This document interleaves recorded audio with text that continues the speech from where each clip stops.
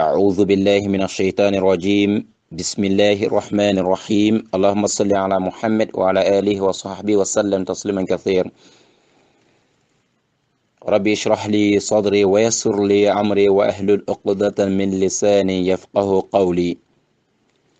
Mbadi Islamo bi le 4 octobre 2017, le 14 Muharram 1439. Groupe dine baro sanfɛ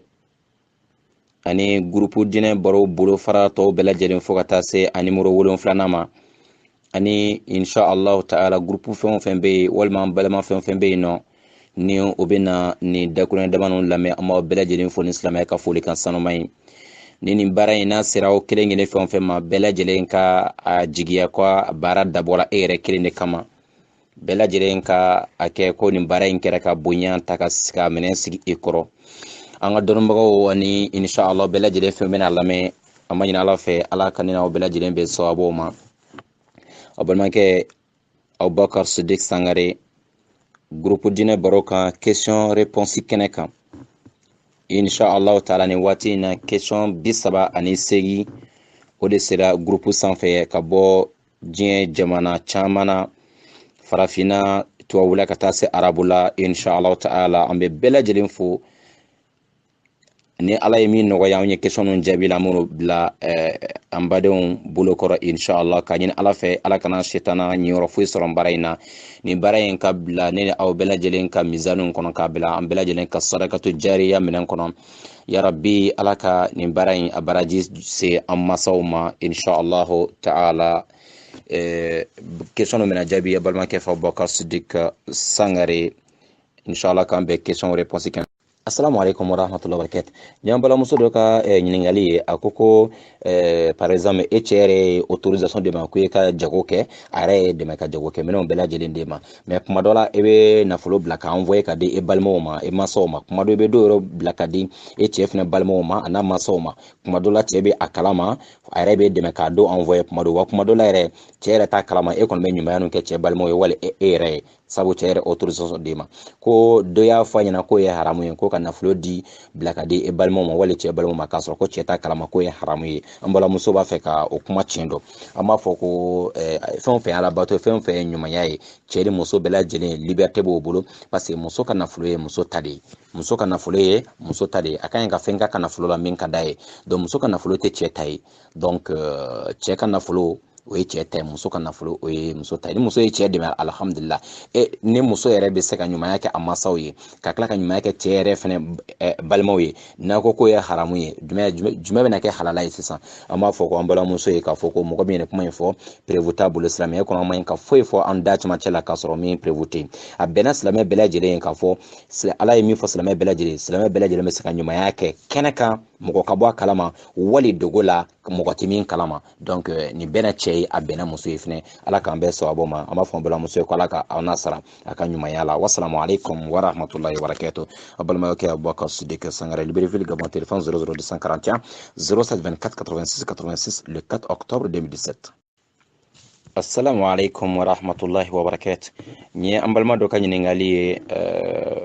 kuma dɔ la anw de ma ɲininkali ni faamuya kosɛbɛ. N hakili la an balimakɛ y'a jira k'a fɔ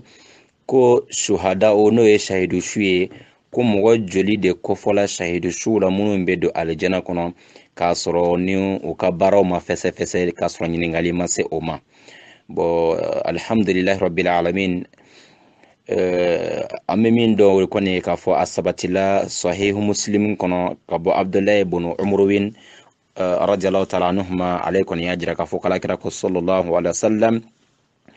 ko shahidu su ka jurumu bɛɛ lajɛlen bɛ yafa fo n'a kɛla juru ye. N'a sɔrɔ juru min bɛ ani adamadenw ni ɲɔgɔn cɛ, o kɔni Ala tɛ o de yafa. Donc parce que o tɛ ani Ala cɛla ko ye. O de b'a jira anw na k'a fɔ ko an ka jateminɛ kɛ k'a fɔ ko shahidu su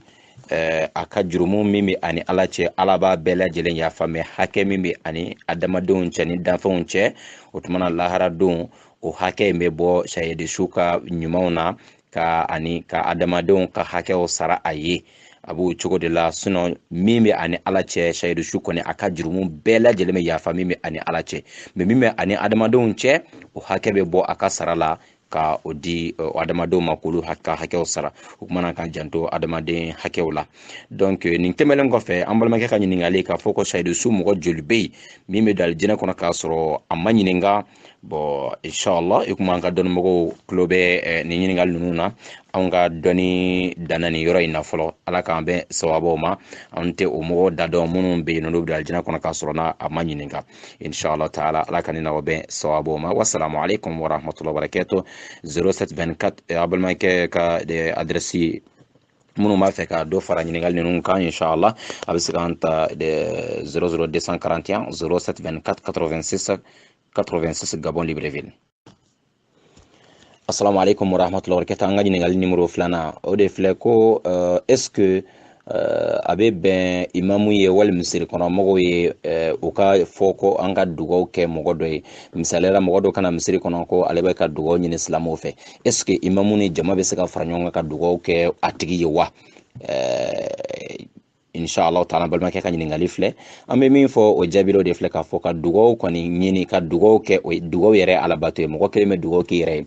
i bɛ se ka dugawu ɲini mɔgɔ wɛrɛw fɛnɛ fɛ mais en condition a ka taa sɔrɔ o tigiw bɛ balo la mɔgɔ tɛ dugawu ɲini su de fɛ mɔgɔ tɛ dugawu ɲini su fɛ a kɛra nabiw ye a kɛra waliyu a mana kɛ adamaden modèle fɛn o fɛn ye ni mɔgɔ sara ka ban mɔgɔ tɛ taa jɔ o tigi kunna ka dugawu ɲini a fɛ mais dugawu bɛ ɲini ɲɛnama fɛ i bɛ se ka fɔ i silamɛ ɲɔgɔn dugawu kɛ i bɛ se ka fɔ imamu ye dugawu kɛ i bɛ se ka fɔ imamu an b'a ɲini ni misiri kɔnɔ mɔgɔw fɛ misiri kɔnɔ mɔgɔw fɛ aw ka dugawu kɛ baasi foyi t'a la imamu bɛ se k'a nɔfɛ an balima dɔw mako bɛ dugawu la bɛɛ lajɛlen bɛ dugawu kɛ kelen kelen mais ka jɛn k'a fɔ ko an ka jɛn ka facɛ bataw bɛ an bɛɛ ka jɛn ka sɔrɔ hakɛ dɔ kalan bɛɛ ka jɛ ka aya hakɛ dɔ kalan o min kɔni filɛ o ma sabati alakira ka tagabolo la alayhi salatu wasalam nka bɛɛ n'a fɔra ko ka dugawu kɛ an balima ye bɛɛ lajɛlen min bɛ se dugawu na o b'o kɛ ni min yɛrɛ taara i ka so kɔnɔ i ka nafolow kɔnɔ ka dugawu k'a tigi ye fɛnɛ k'a sɔrɔ a tɛ yen mɛlɛkɛ dɔw bɛ na o b'a fɔ ko e ye dugawu min kɛ balima ye ko ala k'a ɲɔgɔn fɛnɛ kɛ e yɛrɛ ye o kumana baasi t'a la ala k'an bɛɛ sababu ma wassalamu alaikum warahmatullahi wabarakatuh balimakɛw bɔ ka Sidik Sangare Libreville Gabon téléphone 00241 07 24 86 86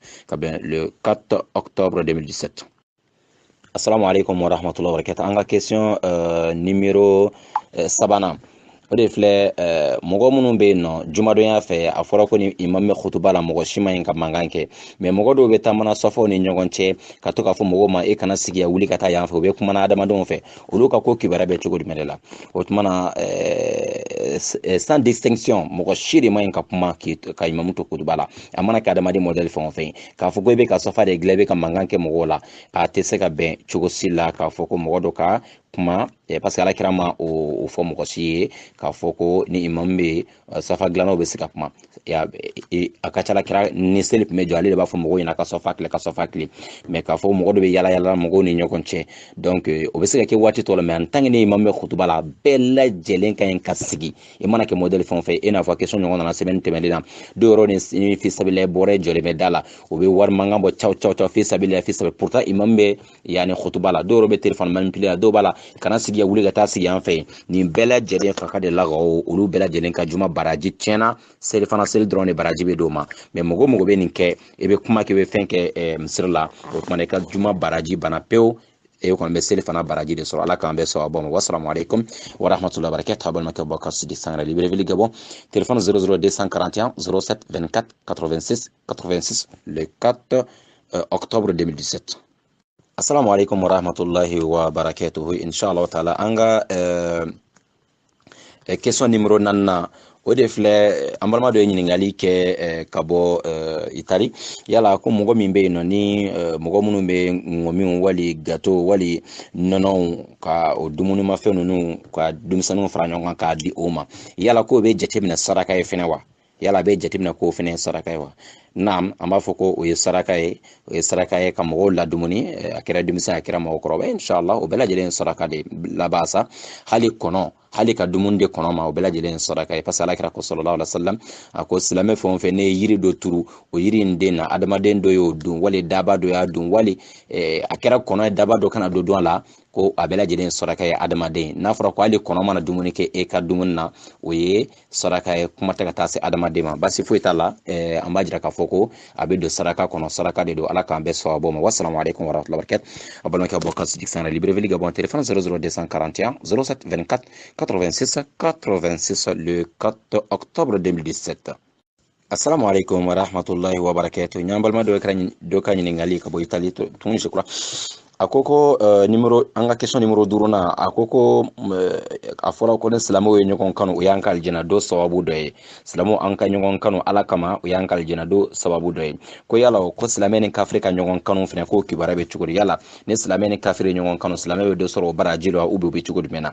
Ame min fo inshallah ta'ala e ka do ka foko فإن المحبة محبتان كانوا يفلادي كوا دوبي محبة الطبيعية دوبي وي ناتشرالي كانوا ناتشرالي إذا فديني مساكا نيغون كانوا وي ناتشرالي بالمونكا نيغون كانوا وي ناتشرالي من محبة الشرعية فنبي وي شرعية ركونا الإسلامية كاللوا فني او كانوا فني سرابي ودوي دمين دون أتبه يعني إسلامية كافري كانوا ka kafiri kanu aka kafiriya kan parce que abe de silamɛya ka loi kɔnɔ yɔrɔ la silamɛya ka loi kɔnɔ silamɛya ka sariya kɔnɔ a tɛ bɛn silamɛya ka kafiri kanu aka kafiriya kan a tɛ bɛn silamɛya ka tiɲɛnikɛla kanu aka tiɲɛni kan o ye haramu ye i b'a dɔn ko karisa bɛ juguma de la a ka juguma in ne kama a ko ka di e ye i b'a dɔn karisa o baara min na jurumu don o jurumu in o baara in ne jara e ye fo i y'a tigi kanu e juma dɔ a bɛ juguma de la wala a bɛ kafiriya wala a bɛ musirikuya de la e y'a kanu a ka baara jugu in nɔfɛ a ka ala sɔn in nɔfɛ o ye haramu ye donc o ye sariya ka kote ye nka kote filanan mahabatu tabiiya kanu naturel i n'a fɔ mɔgɔ ka e sigiɲɔgɔn masalan e sigiɲɔgɔn wali e baarakɛɲɔgɔn silamɛ tɛ mais a kanu donna e dusukun na ou bien e kanu donna a dusukun na aw bɛ ɲumanyaw kɛ ɲɔgɔn a bɛ ɲumanyaw kɛ e fana bɛ ɲumanyaw k'a ye a bɛ cadeau d'e ma e fana bɛ cadeau d'a ma aw diyara ɲɔgɔn ye ten mais a ka kafiriya man di ye dɛ wali kuma dɔ la fo e yɛrɛ bɛ dugawu k'a ye ko ala k'a kanda tellement karisa ka d'e ye cogo min na vraiment ala k'a kanda mais karisa kɔni ka d'e ye mais a bɛ juguma minnu kɛ o kanu olu man di e ye o bɛlen don a bɛ kafiriya minnu kɛ wala o baara jugu minnu kɛ o jurumu ko minnu kɛ olu man di e ye mais kanu naturel kɔni nana aw ni ɲɔgɔn cɛ ten adamadenya nana aw ni ɲɔgɔn cɛ adamadenya falen falenw nana aw ni ɲɔgɔn cɛ o la baasi t'o la o ye kanu naturel ye mais e ma o tigi kanu a ka baara jugu de kan e kɔni ka se ko i bɛ fɛɛrɛ de kɛ inshallah n'i sera ka a kanu ninnu caman kɛla an b'a dɔn mɔgɔ caman yɛrɛ donna silamɛya diinɛ la a caman sɔrɔla o siraw fɛ o teriw kɛla mɔgɔw ye wala o ni mɔgɔw jara ɲɔgɔn ye minnu tɛ silamɛw ye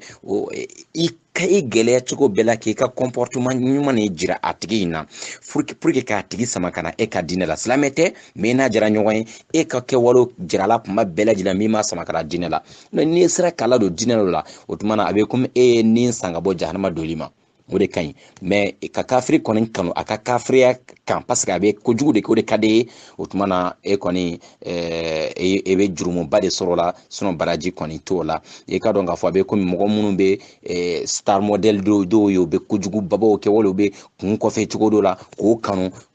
ka e kun kɔfɛ o cogo la wali k'e denw kun kɔfɛ o mɔgɔ lankolon ka kun kɔfɛ cogo la wali k'e denw kun digi o parce que e mɔgɔ lankolon dɔ ye baara kundan dɔ la e yɛrɛ k'o ɲɔgɔn copier k'o kanu o sira in kan e bɛ mɔgɔ ɲuman de kanu k'a ka baara k'a ka sira ɲuman kanu kana mɔgɔ jugu kanu a ka sira jugu kama ala k'an bɛ sababu ma wassalamu alaikum warahmatullahi wabarakatuh 07 a balimakɛ bɔ ka sidi sanɛ Libreville Gabon téléphone 00241 07 24 86 86 le 4 octobre 2017. Assalamu alaikum warahmatullahi wabarakatuh. An ka ɲininkali numéro wɔɔrɔnan an balima dɔ ɲininkali kɛ ko a ye kuma fɔ la k'a fɔ ko sujudu cayali o bɛ mɔgɔ doli teliya alijana kɔnɔ alijana do sababu dɔ ye kasratu sujud ni sujudu caya ko yala o e mɔgɔ min bɛ yen nɔ ala ye hɛrɛ ko dɔ kɛ wali nouvelle juma dɔ fɔra e ye yarɔ an ka parce que olu de ka panpan k'a fɔ i bɛ dɔn kɛ k'a fɔ i bɛ ko wɛrɛw kɛ min ɲinina e fɛ dɔrɔn ala kɛra ni kibaruya duman kun nana ma a bɛ sujudu bɛ ala ye a bɔ ka sidiki ninnu bɛɛ tun bɛ ten donc silamɛ ɲuman fana ni kibaruya duman nana dɔrɔn e ka fɛn fɔlɔ ye min ye dɔrɔn ka sujudu bɛ ala subhanahu wa taala ye an balimakɛ ye ɲininkali kɛ yala o sujudu in bɛ se ka bɛn yɔrɔ bɛɛ la wa est ce que a wajibilen don ko seliji fana ka kɛra yen ko sujudu in bɛn wa an b'a fɔ o sujudu in bɛ se ka bɛn yɔrɔ bɛɛ lajɛlen na parce que dugukolo yɔrɔ bɛɛ lajɛlen ye sujudu bɛn yɔrɔ dugukolo bɛɛ lajɛlen ye misiri ye dugukolo yɔrɔ bɛɛ an bɛ se ka seli yɔrɔ bɛɛ la i bɛ sugu la o i bɛ dugu kɔnɔ i bɛ ka so kɔnɔ i bɛ se ka sujudu bɛn yɔrɔ bɛɛ lajɛlen na i bɛ seliji la i tɛ seliji la o baasi foyi t'a la parce que kibaruya duman tɛ i ka seli ta kɔnɔ kibaruya duman dɔ bɛ se ka na a bɛ n'e sɔrɔ lahalaya bɛɛ lajɛlen na donc ale ni seli tɛ kelen mɔgɔ tɛ seli sujudu min bɛ seli kɔnɔ o tɛ ɲa ni seliji tɛ la mais sujudu ala yɛrɛ merci sujudu ninnu inshallah i bɛ seliji la wala i tɛ seliji la basi foyi t'a la ala k'an bɛɛ sawaba ma a balimakɛ bɔ ka Sidiki Sangare Libreville Gabon téléphone 00241 07 24 86 86 le 4 octobre 2017. Assalamu alaikum wa rahmatullahi wa barakatuh.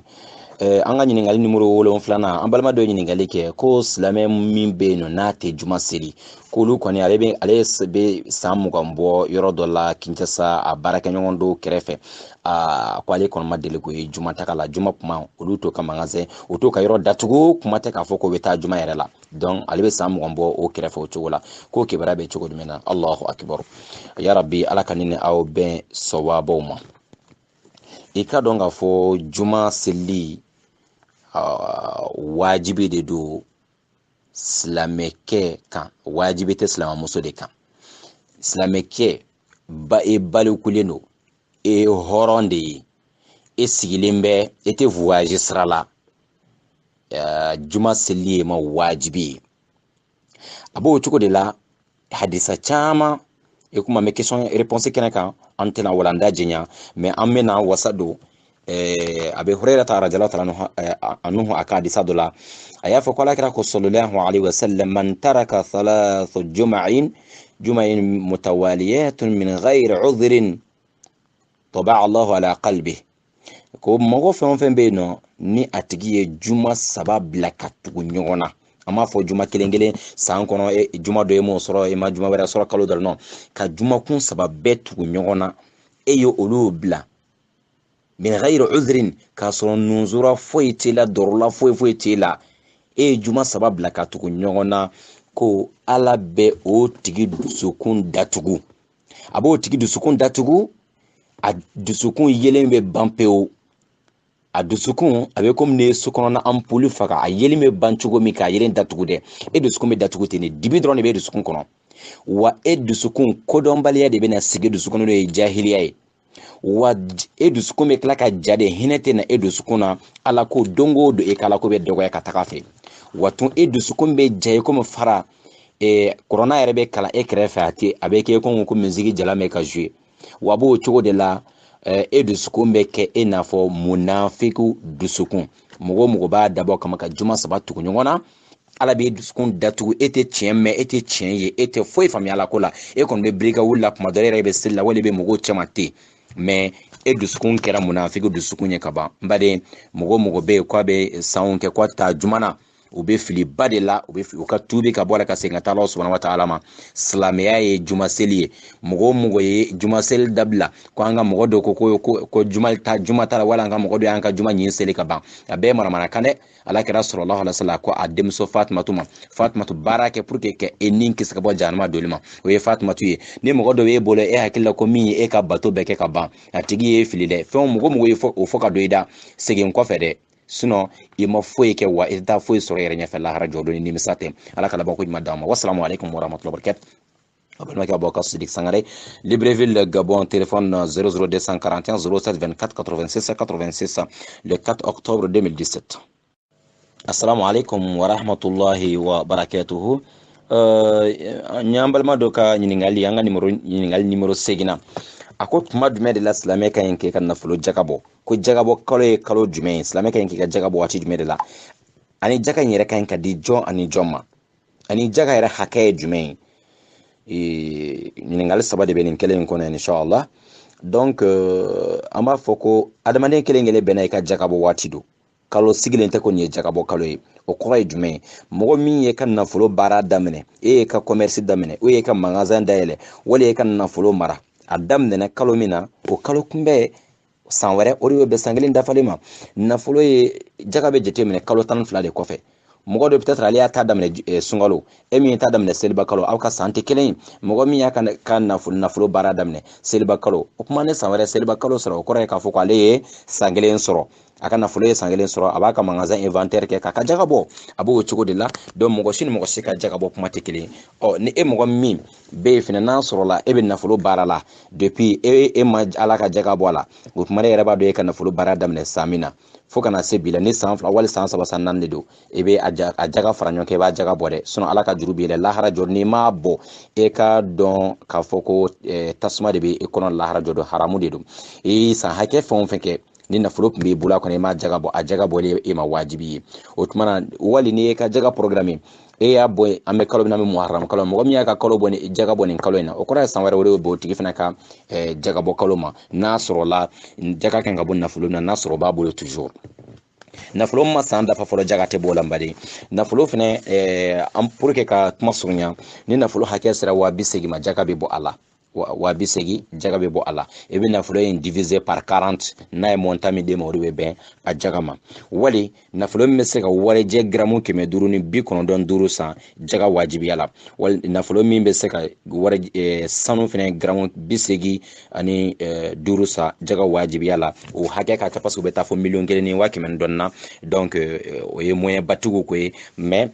ka kuma surunya ni nafolo kɔni sera 280 la ka ban inshallah taala i bɛ a jaga bɔ 2,5% inshallah taala ala k'an bɛ sawabo ma an balimakɛ ko nafolo ko jaga yɛrɛ kan ka di jɔni jɔni ma jaga bɛ di mɔgɔ segi de ko fɔra kuranna kɔnɔ jaga kan ka di mɔgɔ minnu ma jaga bɛ di fandanw de ma o y'a mɔgɔ fɔlɔ ye jaga bɛ di misikɛnɛw ma o y'a mɔgɔ filanan ye dɔnnibaga dɔw ko fuqara alfakiru fandan ko ale ka gɛlɛya ka bon ka tɛmɛ misikina kan dɔw yɛrɛ ko misikina ale ka fandanya ka jugu ka tɛmɛ fandan kan mais ni mɔgɔ fila bɛɛ lajɛlen dɛsɛbagatɔ kelen b'o la fandan tuma dɔ la denbaya b'a bolo mais ou bien o baara yɛrɛ la mais ale ka dépense ka bon ka tɛmɛ a ka sɔrɔ kan donc o tigi ye fandan ye wali parfois misikina comme dɔnnibaga caman y'o jira cogo min misikina ye mɔgɔ ye tuma dɔ la yɛrɛ vraiment hali k'a sɔrɔ ale ye k'a sɔrɔ yɛrɛ kuma o man nɔgɔ ale ma kuma tɛ ko a t'a bɔ donc nin fila bɛɛ fakiru ou bien miskina ni mɔgɔ fila bɛɛ lajɛlen jaga bɛ d'o ma a mɔgɔ sabanan ye jumɛn ye mɔgɔ minnu bɛ yen kɛra waati ka waati la i b'a sɔrɔ o tun bɛ mɔgɔ dɔw de bila ka don suguw kɔnɔ ka taa duguw la ka mɔgɔw ka inventaire kɛ k'o ka jagaw jateminɛ kɛ k'o fara ɲɔgɔn kan ka na n'a ye ka na bila silamɛw ka ɲɛmɔgɔba fɛ a bɛ sɔrɔ k'a tila fandenw ni ɲɔgɔn cɛ minnu bɛ taa o jagaw fara ɲɔgɔn kan o tigiw fana ka ɲɛyɔrɔ bɛ jaga la hali n'a sɔrɔ moyen b'o ye a mɔgɔ naaninan ye jumɛn ye o de filɛ almu'allafatul qulub mɔgɔ kura minnu donna diinɛ la k'o dusukun lasabati diinɛ kan an bɛ se ka jaga d'o ma mɔgɔ duurunan o ye mɔgɔ jumɛnw ye o ye maa minnu bɛ jɔnya juru la i bɛ taa sɔrɔ dɔw bɛ o kɔnbatigi b'a fɔ ɲɛna bɔn n'i sera ka wari hakɛ ɲini ka di yan n bɛ bila ka bɔ jɔnya la o n'a ɲɔgɔnnaw donc an bɛ se ka jaga d'o ma pour que o bɛ se yɛrɛ ka hɔrɔn ka bɔ jɔnya la jaga bɛ di mɔgɔ wɔɔrɔnan min fana ma o de fɛ al-gharimin o ye mɔgɔ minnu bɛ ni juru baba b'o la vraiment o yɛrɛ dɛsɛlen bɛ ka juru in sara fo bɛ quartier fo bɛ sara fara kuma dɔw denbayatigiw don mais jurubaw b'o la moyen t'u bolo ka mɔgɔw ka juru sara problème b'o da la donc jaga bɛ d'olu ma jaga bɛ di fɛn fi sabilillah ala ko sira kan inshallah taala y'a dɔn ko fɛn o fɛn ala ko baara ye ala ko siraw kan donc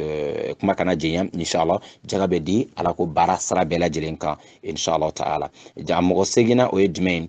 taamaden mɔgɔ min bɔra dugu la yana a ka nafolo banna k'a to sira fɛ a ma se a ka taga yɔrɔ la fɔlɔ jaga bɛ di o tigi fana ma inshallah taala ya rabbi ala ka ne ni aw kɛ jaga bɔla ɲumanw ye aw ka jaga di a jiyɔrɔ la mɔgɔ caman bɛ yen u bɛ jaga di siraw la u yɛrɛ b'a dɔn k'a fɔ k'o tɛ jaga taga yɔrɔ ye o tuma de ma jaga bɔ dɛ e saraka gansan de bɔ ala k'an bɛ sɔn ma wasalamu alaikum warahmatullahi wabarakatuh balimakɛ bɔ ka Sidiki Sangare Libreville ka bɔ téléphone 00241 07 24 86 86 le 4 octobre 2017.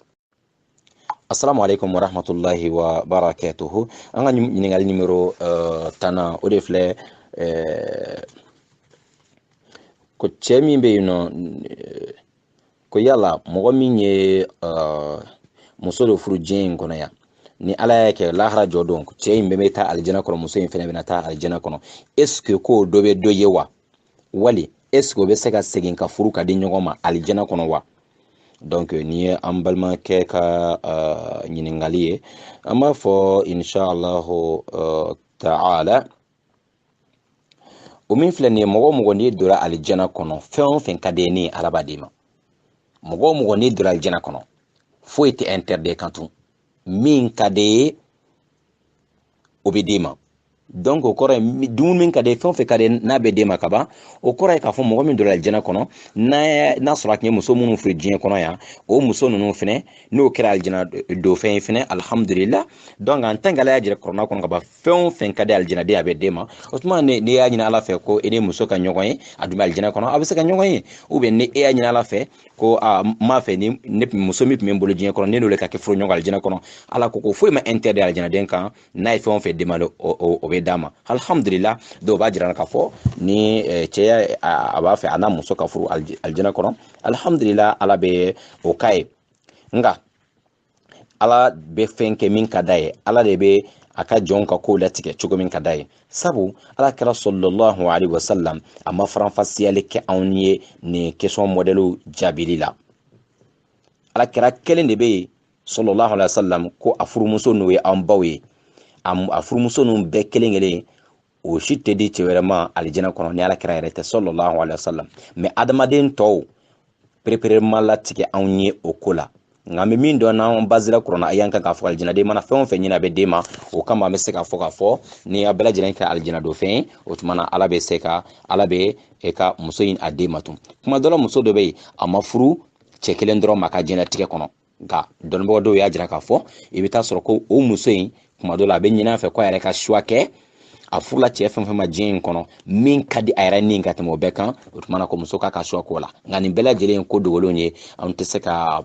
taa ɲɛfɛ kojugu a kuma in kɔnɔ sabu kira ma faranfasiyali ba kɛ a la ala k'an bɛɛ sɔrɔ mun kɔni tɛ wuli ala kɛra ka musow bɛɛ lajɛlen o ye ala kɛra yɛrɛ ta ye alijana kɔrɔ nka ka tɔ ninnu bɛɛ lajɛlen alhamdulillah an b'a ɲini ala fɛ yarabi ala ka n'an furu ɲɔgɔn ala ka n'an yɔrɔ ma janya ɲɔgɔn na alijana kɔnɔ ala ka n'an furu ɲɔgɔn bɛɛ lajɛlen sigi alijana kɔnɔ an ka denbaya bɛɛ lajɛlen wa haza wa salamu alaikum wa rahmatullahi wa barakatuh balimakɛ ka bɔ ka Sidik Sangare Libreville ka bɔ téléphone 00 241 07 24 86 86 le 4 octobre 2017. Assalamu alaikum wa rahmatullahi wa barakatuh. Ɲan balima dɔ ka ɲininkali an ka ɲininkali nimero 11 na a ko yala ni muso ni cɛ bɛ ka seli muso n'a furukɛ bɛ ka seli muso kan ka jɔyɔrɔ jumɛn la kini fɛ wali ɲuman fɛ wali cɛ kɔfɛ wali cɛ kɛrɛfɛ o de filɛ k'a fɔ ko alakira sallallahu alaihi wasallam donc an m'a ye k'a fɔ ko kira ni muso jɔ la ka seli safa kelen na donc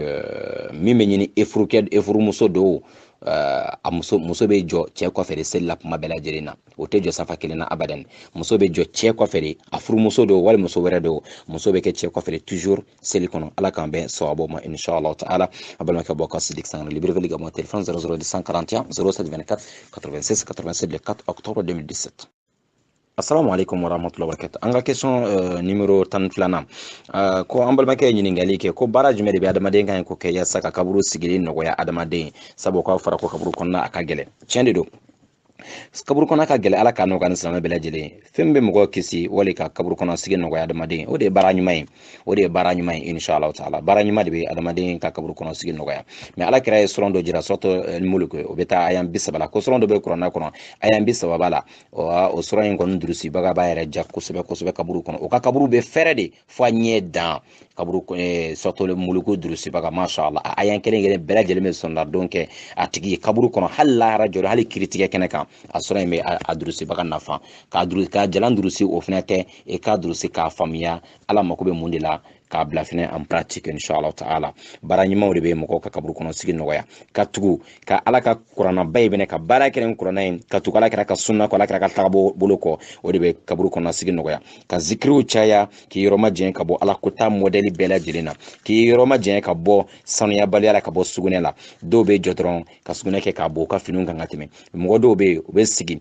o bɛ ɲɛgɛnɛ kɛ i bɛ taa sɔrɔ yanni u ka bɔ u bɛ sin ka wuli ka jɔ a tɔ bɛ k'u ka finiw kan u farikolo kan u ka sira foyi t'a la o bɛ kaburu jangata lase adamaden ma ani namimaya o bɛ kaburu jangata lase adamaden ma i k'i yɔrɔ ma jɛn ka bɔ nin bɛɛ lajɛlen sɔrɔka cɛya seliw cɛya nanfila seliw cɛya o kosɔn ala kira ko sallallahu alaihi wasallam ko mɔgɔ si n'i bɛ seli kɔnɔ yanni ka salam bila i k'a fɔ allahumma inni a'udhu bika min azabi jahannam wa min azabi al-qabr wa min fitnati al-mahya wal mamati wa min sharri fitnati masih ad-dajjal o dugawu ni kuma bɛɛ lajɛlen m'o dɔn kuma an y'a kalan fɛnɛ cité kan o ye dugawu seli waati bɛɛ lajɛlen a ɲini ala fɛ a k'i kisi ka bɔ kaburu jangata tɔɔrɔ ma ani jahanama yɛrɛ jangata tɔɔrɔ ani diɲɛ sosigi yɛrɛ fitinaw ani masiw dajali ka e ka tanga ɲini ala fɛ kuma bɛɛ ka bɔ kaburu jangata ma o dugawu ninnu bɛɛ lajɛlen adamaden nafa ka kaburu kɔnɔ sigi nɔgɔya ala ka nɔgɔya ani silamɛya bɛɛ lajɛlen ye inshallah wassalamu alaikum wa rahmatullahi wa barakatuh balmaki abo ka sudi sangra Libreville Gabon téléphone 07 téléphone 00241 07 24 86 86 le 4 octobre 2017. Assalamu alaikum wa rahmatullahi wa barakatuh. Question numéro 37 an balmakɛ bɛ ɲininkali kɛ ka bɔ Mali la ko mun de bɛ saya sigara fana nɔgɔya adamaden ala ka nɔgɔya silamɛ bɛɛ lajɛlen. Jawabu min b'o la, saya kɔni saya ka gɛlɛn, saya sigara ka gɛlɛn. Kira yɛrɛ fatu tɔla alayhi salatu wasalam, kira ka sɔma yɛlɛmatɔ ni kira yɛrɛ bɛ ka kuma, a bɛ bolo kɛ ji la a b'a ɲɛ saro, a bɛ bolo kɛ ji la a b'a ɲɛ saro n'a ye. A ko wallahi ko saya sigara ka gɛlɛn. N'o ye kira ba yɛrɛ kumatɔla ye. Donc balimakɛ, ala ka nɔgɔya ni silamɛ bɛɛ lajɛlen ye. Nka saya nɔgɔyali adamaden o tɛ taamasiyɛn ɲuman ye k'a tigi kisi la. Saya fɛnɛ sigara gɛlɛyali o tɛ taamasiyɛn jugu ye k'a tigi ka laban gɛlɛyala. Sinon kira ka saya sigara ni e y'a lamɛn i b'a dɔn k'a fɔ ko ni mɔgɔ ta kan ka yen ka ta ka bɔ yen pewu, a kana gɛlɛya foyi santi a la. Kira ye kuma fɛn fɔ a ka soma yɛlɛma kumatɔ a kuma na a tun tɛna nin bɛɛ lajɛlen fɔ. Donc kira ka fisa ni an bɛɛ lajɛlen ye. Donc o b'a jira k'a fɔ saya sigara ka gɛlɛn dɛ, a ka gɛlɛn. Silamɛ kɔni nin ka sanu, limaniyabaga nin ka sanu. A nin o ni nin bɔ gɛlɛya tɛ kelen, mais limaniyabaga nin ka sanu. Tiɲɛnikɛla, kojugukɛla, jurumukɛla, jɛnɛyakɛla, gulɔmina, kaminɛba, sunguruba, mɔgɔ langolo nin tolilen don a ni kasagago. Jahanama mɛlɛkɛw de bɛ na ale ni minɛyɔrɔ la. Mais silamɛ ɲuman ale ni kɔni ka sanu, ni bɔtɔla gɛlɛyaw dɔw bɛ a la, mais silamɛ kɔni ta ka nɔgɔ fɛnɛ ka tɛmɛ kafiri fɛnɛ ta kan. Limaniyaba fɛnɛ ta bɛ nɔgɔya ka tɛmɛ kafiri ta kan. Silamɛ dɔw bɛ se ka niminɛ gɛlɛya sɔrɔ, mais labanko juguya taamasiyɛn tɛ. Kuma dɔ la a kɔrɔ ye ka jurumu, i bɛ taa sɔrɔ jurumu dɔ bɛ a tigi la, o jurumu in ma yafa fɔlɔ ban. Ala bɛ se ka o gɛlɛya d'a kan a ka niminɛ waati pour que a ka niminɛ gɛlɛya, pour que a kana se Ala ma lahara k'o jurumu in to a la. O bɛ se ka kɛ mɔgɔ dɔ ka niminɛ gɛlɛyali sababu ye. Mɔgɔ dɔ ka niminɛ fɛnɛ nɔgɔyali parfois o t'a jira k'a fɔ k'a tigi kunna jara dɛ. Peut-être o t'a sɔrɔ jurumu dɔ b'a la, Ala t'a fɛ ka jurumu in yafa, a b'a to a bɛ sa nɔgɔya la parfois ka jurumu in to a la. O la lahara Ala bɛ taa jouer ni jurumu ye. Donc an bɛ min ɲini Ala fɛ, silamɛ ka min kɔni kɛ dɔrɔn o de ye k'i yɛrɛ minɛ Ala ka kuranaba in ye. N'a fɔla ko kuranna ko tan, i k'i jɔ yɔrɔ la, kana kuma caman don la. Kuranna ko an ka ɲumanya kɛ, a ko k'i yɔrɔ ma jɛn ka bɔ min na, i yɔrɔ ma jɛn ka bɔ a la. A fɔra ko Ala kira ko an ka nin kɛ, i seko damajira kira ka sunna minɛ, taa ni kira ka taabolo ye, kira ko an ka mabɔ nin na, e mabɔ a la. Nin dɔrɔn de ye fura ye silamɛ bolo. Ɲumanya cɛya, yɔrɔ ma jɛn ka bɔ juguman na. Ala k'an bɛɛ sɔn ma. Wassalamu alaikum warahmatullahi wabarakatuh. Balimakɛ bɔ ka Sidi Sangare, Libreville Gabon, téléphone 00241 07 24 86 86 le 4 octobre 2017. Assalamu alaikum warahmatullahi wabarakatuh. Ni an balima dɔ ka ɲininkali ye ko mɔgɔ min ka baara a bɛ kali ni a farikolo yɔrɔ dɔ tɔgɔ ye kuma bɛɛ. An balimakɛ y'a yɔrɔ tɔgɔ fɔ, mais an ka éducation tɛna an permettre ka o tɔgɔ fɔ yan nɔ. Ala k'an bɛ sababu ma. Donc i bi mɔgɔ a tigi b'a farikolo yɔrɔ dɔ tɔgɔ fɔ ka kali o la. O n'a ɲɔgɔnnaw, yala ko o kuma bɛ cogo jumɛn na? An b'a ɲini Ala ka k'an bɛ sababu ma. Adamaden tɛ ka kali fɛn wɛrɛ la min tɛ Ala ye, o ye musirikuya de ye, o ye kafiriya de ye. Adamaden k'i yɛrɛ kɔlɔsi k'i kali fɛn wɛrɛ la, musirikuya de don. Hali ni ka kali kira Muhamɛd la, o ye musirikuya ye. Mɔgɔ tɛ kali danfɛn na, i tɛ kali kunkolo la, i tɛ kali farikolo yɔrɔ la, i tɛ kali den na, i tɛ kali ba la, i tɛ kali fa la, i tɛ kali waliyu la, i tɛ kali foyi la fana ka Ala subhanahu wa ta'ala ye. Donc ka kali fɛn wɛrɛ la, jurumu de don, musirikuya de don. Ala k'an kisi ka bɔ ma. Wa ni mɔgɔ yɛrɛ bɛ kali ka kɛ tiɲɛ fɛnɛ, n'i kali kalon kan, kalon tigɛ jurumu b'i kan, wa i bɛ tila ka o kali jugu in, e y'o kali min fɛnɛ kɛ o kalon kan, e ka ɲi k'o kɛfaratu fɛnɛ bɔ, ka jɔn dɔ ka hɔrɔnya, wali ka dɛsɛbaatɔ tan na dumuni, wali k'o lafɛrɛ bɔ, wali ka tile saba sun. Inshallah mɔgɔ ka baara ye kaliba yɛrɛ ye, mɔgɔ ɲɛnama baara tɛ. I bɛ taa sɔrɔ a kalon tigɛla de ka ca, a munafiki de ka ca. Donc i k'i yɛrɛ kɔlɔsi ka baara kɛ n'a tigi ye. Ala k'an bɛɛ sababu ma. Wassalamu alaikum warahmatullahi wabarakatuh. Balimakɛ bɔ ka Sidi Sangare, Libreville Gabon, téléphone 00241 07 24 86 86. Assalamu alaikum warahmatullahi wabarakatuh. Nye an balima dɔ ka ɲininkali ye ko yala ne kafiri ko ma ko assalamu alaikum warahmatullahi, e ka ɲi k'a jaabi cogo jumɛn na? Ne kafiri ko ma ko assalamu alaikum, i b'a fɔ dɔrɔn wa alaikum, i bɛ dan o yɔrɔ la quoi, i kana bɛɛ fara kan quoi. kafiri mana salam blema e ba fo wa alaykum e be dan o yorola ala kambe sawabo man inshallah abal maka bokko sidik sangla libre veli mon téléphone 00241 0724 86 86 o ye anka question numéro 10 ani durunay. Assalamu alaikum wa rahmatullahi wa barakatuh. Nya balban do ka nyiningali ako mogo min be no ni e be fitri selle balen kofe yala ko dugo min be ke ka fo allahumma ajirni minan nar o dugo min be ke wulada la fe ka fo alan kisse bo tasma dul alan kisse bo tasma dul makira yan kala wala alayhi salatu wassalam allahumma ajirni minan nar ko yala o dugo ni fitri seri ka badjira te be dugo win kewa wali e be na fla seri folo ka soro ka dugo nin kala o ma fo dugo ni inshallah na e je ka fitri jola bana yene ka salam bla e be dugo ni reke yene ka salam bla basitala wali salam bla len ko fe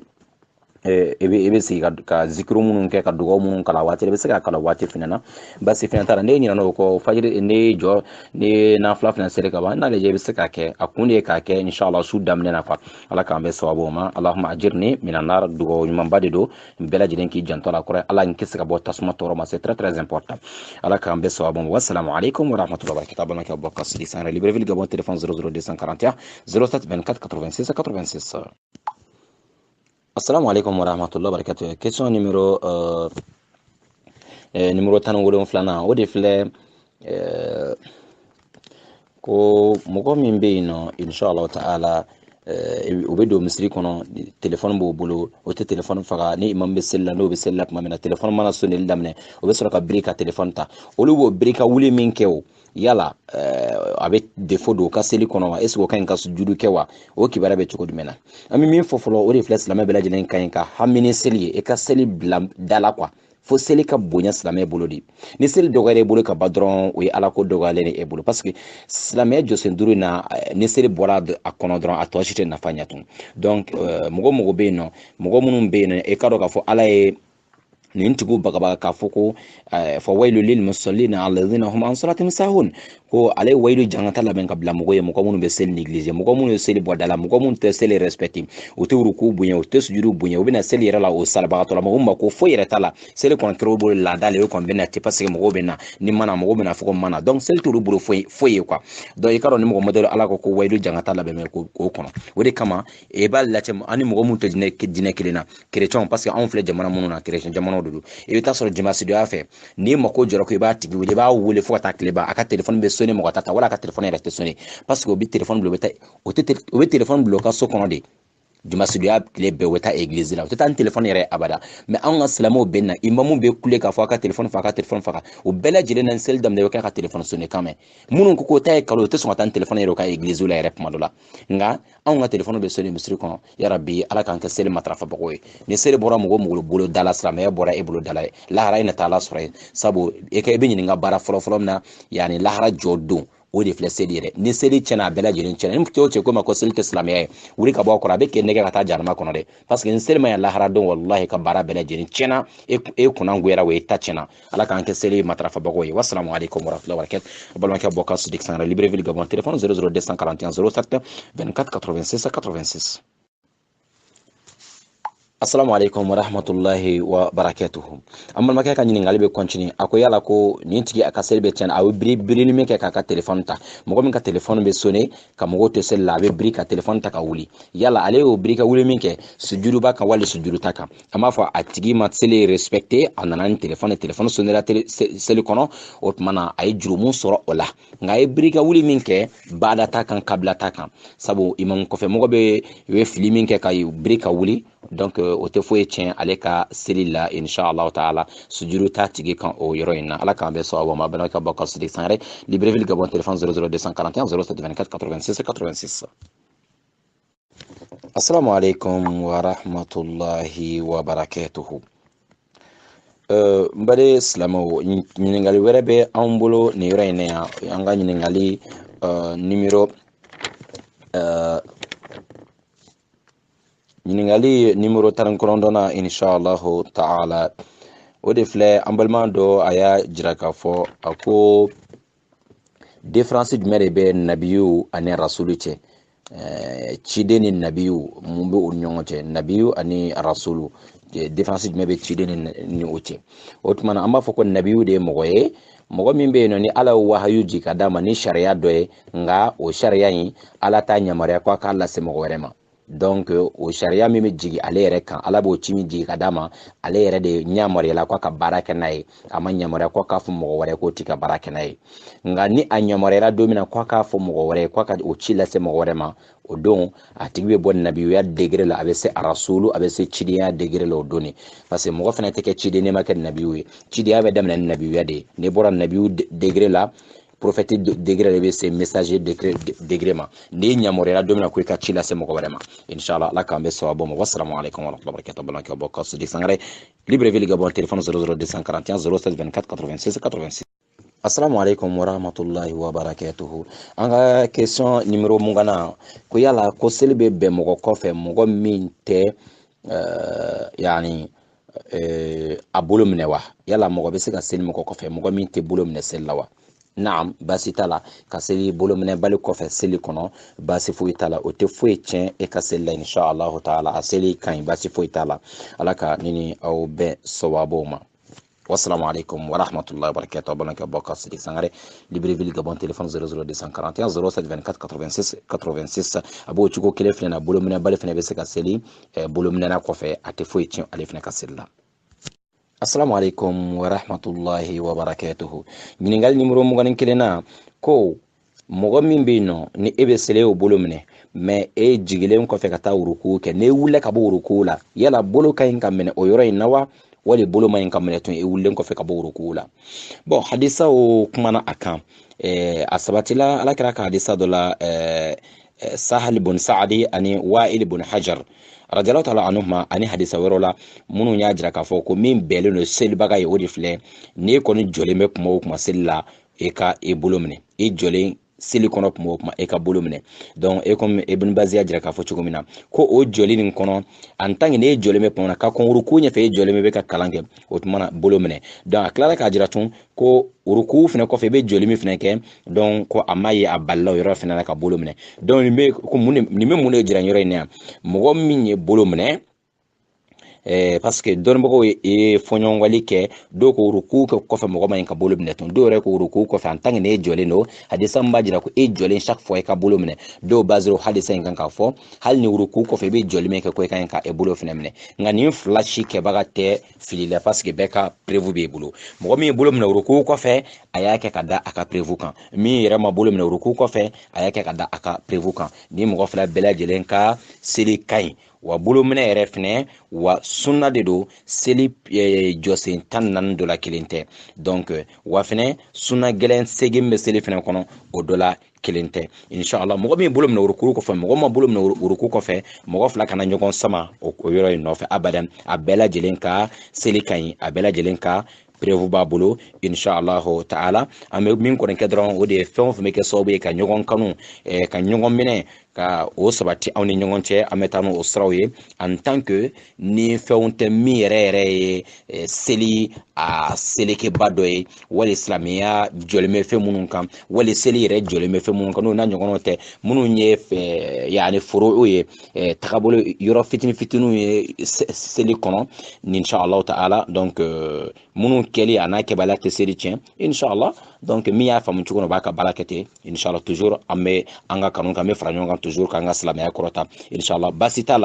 la min bolo minɛ ruku kɔfɛ o prévu b'a bolo min yɛrɛ ma bolo minɛ ruku kɔfɛ prévu b'a bolo parce que bɛɛ lajɛlen de ka faamuya cogo don ni hadisa in na hadisa min b'a jira k'a fɔ en tant que n'e jɔlen bɛ i bolo minɛ dɔw k'o la hali n'e jɔra ruku kɔfɛ i ka bolo minɛ dɔw yɛrɛ ko non jɔlen min ko don yanni ka kɔn ruku ɲɛfɛ donc hadisa kelen de don nka min y'a faamu cogo min na parce que kira ko e jɔlen i ka bolo minɛ yanni n'o jɛra la ka ban hadisa kɔnɔ donc a faamuya cogo de nana ni fɛn ye inshallah a fila bɛɛ lajɛlen basi t'a la ala k'an bɛɛ sababu ma wassalamu alaikum warahmatullahi wabarakatuh balimakɛ bɔ ka sidi sara Libreville Gabon téléphone 00241 07 24 86 86.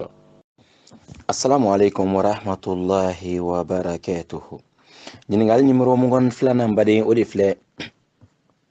yala a bɛ bɛn mɔgɔ i ka seli mɔgɔ kɔfɛ mɔgɔ min bɛ yen nɔ ni a tigi tɛ a bolo minɛ wa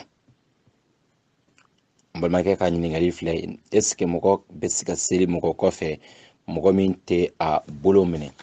an b'a ɲini Ala subhanahu wa ta'ala fɛ Ala k'an bɛn sawabaw ma donc o seli a bɛ minɛ baasi tɛ a la mɔgɔ bɛ seli mɔgɔ kɔfɛ mɔgɔ min tɛ a bolo minɛ baasi tɛ a la a b'o cogo kelen fɛnɛ de la komi an y'a fɔ bolo minɛna bɛ seli bolo minɛbali kɔfɛ bolo minɛbali fɛnɛ bɛ seli bolo minɛbaga kɔfɛ nka ni bɛɛ lajɛlen ye baara kɛ ni alakira ka hadisa ye sallallahu alaihi wasallam o de ka ɲi o k'a fɔ alakira ko sallu kama ra'aytumuni usalli aw ka seli komi aw ye ne kira ye n bɛ seli la cogo min na donc kira ka seli fɛn o fɛn ɲɛfɔla anw ɲɛna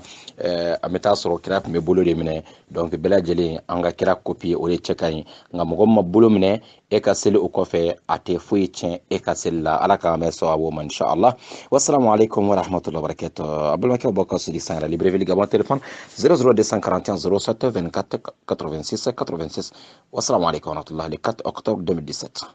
assalamu alaikum wa rahmatullahi wa barakatuh nya balima de ka ɲininkali ko mɔgɔ min bɛ sunna a tigi ye filɛli kɛ a bɛ se ka kɛ a ye a kɛra cɛ ye a ye muso dɔ filɛ ka muso dɔ filɛ wali muso a ye cɛ dɔ filɛ wali a miirila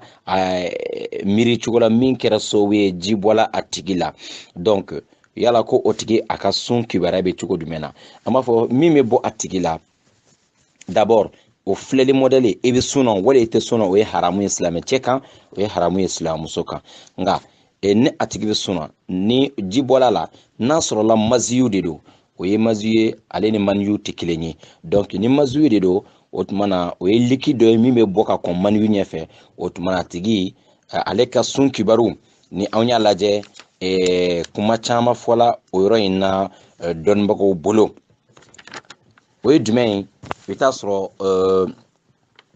dɔnnibagaw fɔna ɲɔgɔn kɔ a yɔrɔ in na nka min ye jaabi hakika ye a tigi ka seli tɛ tiɲɛ a ka sun tɛ tiɲɛ mɛ a ka seli kɔni tiɲɛna a tɛ jɛnɛba fɛnɛ ko n'a sɔrɔ maziyu dɔrɔn de bɔra a tigi la o ye Abu Hanifa ta ka faamuya cogo ye Imam Shafi'i fɛnɛ ka taabolo ye Ahmad bin Hanbali ka taabolo ye Ibn Taymiya fɛnɛ y'a juge o cogo kelen na Ibn Bazi fɛnɛ y'a juge o cogo kelen na ko ni maziyu dɔrɔn de bɔra maziyu dɔrɔn de bɔra a tɛ tigi ka sun tiɲɛ nka Imam Maliki ka taasira kan ni maziyu bɔra mɔgɔ la e suntɔ kɛlen ka nin filɛli modèle in kɛ ko kumana ko a tigi ka sun tiɲɛna o ye Imam Maliki ka taasira ye nka n'an y'a jateminɛ majorité ye sira min côté min ta donc baara bɛ kɛ ni o ye o de ye sawaba ye inshallah taala a tigi ka sun ma tiɲɛ n'a sɔrɔla o liquide de bɔla mɛ ni maniyu yɛrɛ tɛ ni super yɛrɛ de ma bɔ o tuma a ka sun ma tiɲɛ n baden silamɛw e ka dɔn k'a fɔ ninnu ye fɛnw de ye adamaden ka ɲi k'i yɛrɛ kɔlɔsi a la waati bɛɛ lajɛlen na k'a fɔ ko filɛliko kelen ni e mɔgɔ min ye filɛli kɛ siɲɛ kelen e ɲɛ balila ka fɛn dɔ ye o tuma na jurumu tɛ kan mɛ ka segin k'a sɛbɛkɔrɔ filɛ i ka dɔn jurumu b'i la donc surtout n'i bɛ ka sun na n'i y'o filɛli modèle kɛ a bɛ ka sun baraji dɔgɔya ni fɛn bɔra i la e ka sun n'a fɔra ko dɔnnibaga dɔw ko a ma e ka sun ma tiɲɛ e ka dɔn e ka sun baraji dɔ kɔni bɔra a la ala k'an bɛn sababu ma inshallah k'an kisi ka bɔ n'a ɲɔgɔnnaw ma mɛ ni maniyu de bɔra adamaden na n'i y'a sɔrɔ maniyu de bɔra o tuma na sun n'o kɛra ni e yɛrɛ ka laɲini de nin filɛli modèle ye ko wɛrɛw kɛ min maniyu bɔ e la o tuma na a tigi kɔni ka sun tiɲɛna nka n'a sɔrɔ a tigi sunɔgɔbatɔ a sukola de ye maniyu bɔla la o tuma na a kɛra cɛ wala a kɛra muso a bɛ jɛnɛba dɔrɔn de ko mɛ a ka sun ma tiɲɛ wassalamu alaikum warahmatullahi wabarakatuh a balimakɛw bɔ ka siri san yɛrɛ libreville gabon téléphone 00241 07 24 86 86 assalamu alaikum warahmatullahi wabarakatuh question numéro 24 min b'an bolo o de filɛ mɔgɔ min bɛ yen nɔ ko ni mɔgɔ bɛ ni mɔgɔ kɛra mɔgɔ juguman ye a ka farin kojugu mɔgɔ jugu de don vraiment a dɔnna ni juguya dɔrɔn de ye donc ko yala o mun de b'o kɛ yala o bɛ joli de la ou bɛ fɛn min na an balimakɛ ka ɲininkali filɛ nin ye an bɛ min kɔni dɔn o de filɛ k'a fɔ silamɛ ɲuman si ka mankutu tɛ juguya ye mɔgɔmini ɲuman si ka mankutu tɛ ko bɛɛ k'a dɔn ko e ye mɔgɔ jugu ye wali e ye mɔgɔ farima ye o tɛ taamasiyɛn ɲuman ye ka se silamɛ ɲɛnama ma silamɛ ɲuman bɛɛ lajɛlen ye mɔgɔ nɔgɔma de ye ala kɛra sallallahu alaihi wasallam mɔgɔ farima kun tɛ hali kun ye fariya ta ka ca ma a tun bɛ nɔgɔya tuma bɛɛ lajɛlen limaniya taamasiyɛn de ye ka nɔgɔya ta ka ɲɛsin adamadenw ma limaniya taamasiyɛn de ye waati bɛɛ lajɛlen na e k'i yɛrɛ majigin adamadenw ye mɛ waati bɛɛ e de bɛɛ lajɛlen bɛ e de ka tɔɔrɔ de dɔn o kumana hɛrɛ t'o tigi ka ko la dɛ o tɛ mɔgɔ ɲɛnama baara ye o tɛ limaniya taamasiyɛn ye n'i y'a ye mɔgɔ dusukun jɛlenya de a tigi dusukun jala de donc o mɔgɔ modèle na mɔgɔ min bɛ ten ne b'a fɛ dusukun ka magaya a ka ɲumanyaw cɛya ka zikiriw cɛya wa ka sɔrɔ ka bɔ cɛya pour que a dusukun ka magaya dusukun jɛlenya tɛ limaniya taamasiyɛn ye limaniya taamasiyɛn n'i y'a ye mɔgɔ la a tigi ka limaniya fanga ma bon ala k'an kisi wassalamu alaikum warahmatullahi wabarakatuh balimakɛ bɔ ka sidi sara Libreville Gabon téléphone 00241 07 24 86 86. Assalamu alaikum warahmatullahi wabarakatuh. Question numéro 35 an balimakɛ ye ɲininkali kɛ a ko cɛ min bɛ yen nɔ n'a tɛ keleya a muso la ko kibaruya bɛ cogo jumɛn na an b'a fɔ o tigi bɛ wele ko dayus ala kɛra ko dayusu tɛ don alijinɛ kɔnɔ dɛ cɛ o cɛ tɛ keleya e ka so kɔnɔ mɔgɔw la baara jugu kɛra e ka so kɔnɔ e tɛ kuma baara ɲuman kɛla e tɛ kuma e muso bɛ sira ɲuman kan e tɛ kuma e denw bɛ sira ɲuman kan e tɛ kuma e t'o encourager o bɛ sira jugu yɛrɛ fana kan e ka sira t'a la a bɛɛ lajɛlen bɛnna e ma e ka du kɔnɔ i mana o dutigi fɛn o fɛn ala kɛra k'o tigi tɛ don alijinɛ kɔnɔ abadan o tuma na e denw selila o e ka problème tɛ muso selila o a ma seli o e ka problème tɛ o est-ce que o ka tagabolo ni silamɛya ka tagabolo bɛn wa e ka sira t'a la en tant que o kɔni bɛ e sago kɛra ka ban o ni ala cɛ a ɲɛna wala a ma ɲɛ e ka sira foyi t'a la e tɛ keleya o foyi la o tuma na e ka dɔn ko e tɔgɔ ye ko dayusu o ye ala kɛra de o tɔgɔ fɔ e ma ko mɔgɔ bɛ ten ko o tigi tɔgɔ ye ko dayus wa ko a tɛ don alijinɛ kɔnɔ abadan ala kana kɛ dayusu ye wassalamu alaikum warahmatullahi wabarakatuh balimakɛ bɔ ka se Sangare Libreville Gabon téléphone 00241 07 24 86 86. Assalamu alaikum warahmatullahi wabarakatuh. An balima dɔ ka ɲininkali kɛ ko silamɛ ka ɲi ka mun de kɛ yasa dusukun ka sabati ala ɲɛ siranya kan dusukun ka sabati ala ka diinɛ in kan an bɛ min fɔ o de filɛ adamaden bɛɛ lajɛlen kan silamɛ ka tagabolo e bɛ fɛn fɔlɔ minɛ ka baara kɛ na o de ye ala ka kuranɛ ye k'e dusukun ka sabati ala ɲɛ siranya kan foyi t'o lase adamaden ma fo e ka baara kɛ ni kuranɛ ye kuranɛ ko e ka mun kɛ kuranɛ ko e kana mun kɛ e ka tagalan kɛ kuranɛ ye taga ni kuranɛ ye kuranɛ lamɛn a fɔra ko kuranɛ kɔnɔ ko kuranɛ ayɛ ko nin haram yalen no e yɔrɔ ma jɛn ka bɔ la a fɔra ko nin ka ɲi ka kɛ e k'o sɛbɛ de bɛ fɛn o fɛn bɛ kuranɛ kɔnɔ k'a ka kɛ e ka kɛli ko laban a fɔra ko min ka to e k'o to yen ala ɲɛ sira bɛ ne dusukun jakagoya ye wa e ka baara kɛ ni ala kɛra ka sunna fɛnɛ ala kɛra ka tagabolo sallallahu alaihi wasallam baara ɲumanw fara o kan e yɔrɔ ma jɛn ka bɔ baara jugu kɛ la e k'e teriw kɛ ala ka mɔgɔ ɲumanw ye bɛɛ y'a dɔn ko mɔgɔ minnu ye mɔgɔ ɲɛnamaw e k'olu kɛ e yala ɲɔgɔn ye k'olu kɛ barokɛɲɔgɔn ye k'olu kɛ teriw ye mais e ko bɛ e bɛ limaniya fɛ e ko bɛ ala ɲɛ sira fɛ e teri bɛɛ lajɛlen ye mɔgɔ lankolon e teri bɛɛ lajɛlen ye selibali e teri bɛɛ lajɛlen ye mesi dɔ la e teri bɛɛ lajɛlen ye produit dɔ la e teri bɛɛ lajɛlen ye mɔgɔw bɛ diɲɛ girin ka yaala la a kɛra cɛ wala a kɛra muso olu de ye teriw ye ala ɲɛ sira tɛ se ka ne dusukun na dɛ ala ɲɛ sira bɛ ne dusukun na n'a sɔrɔ e ni mɔgɔw de bɛ ɲɔgɔn fɛ mɔgɔ minnu bɛ waati bɛɛ la ko kuma b'o da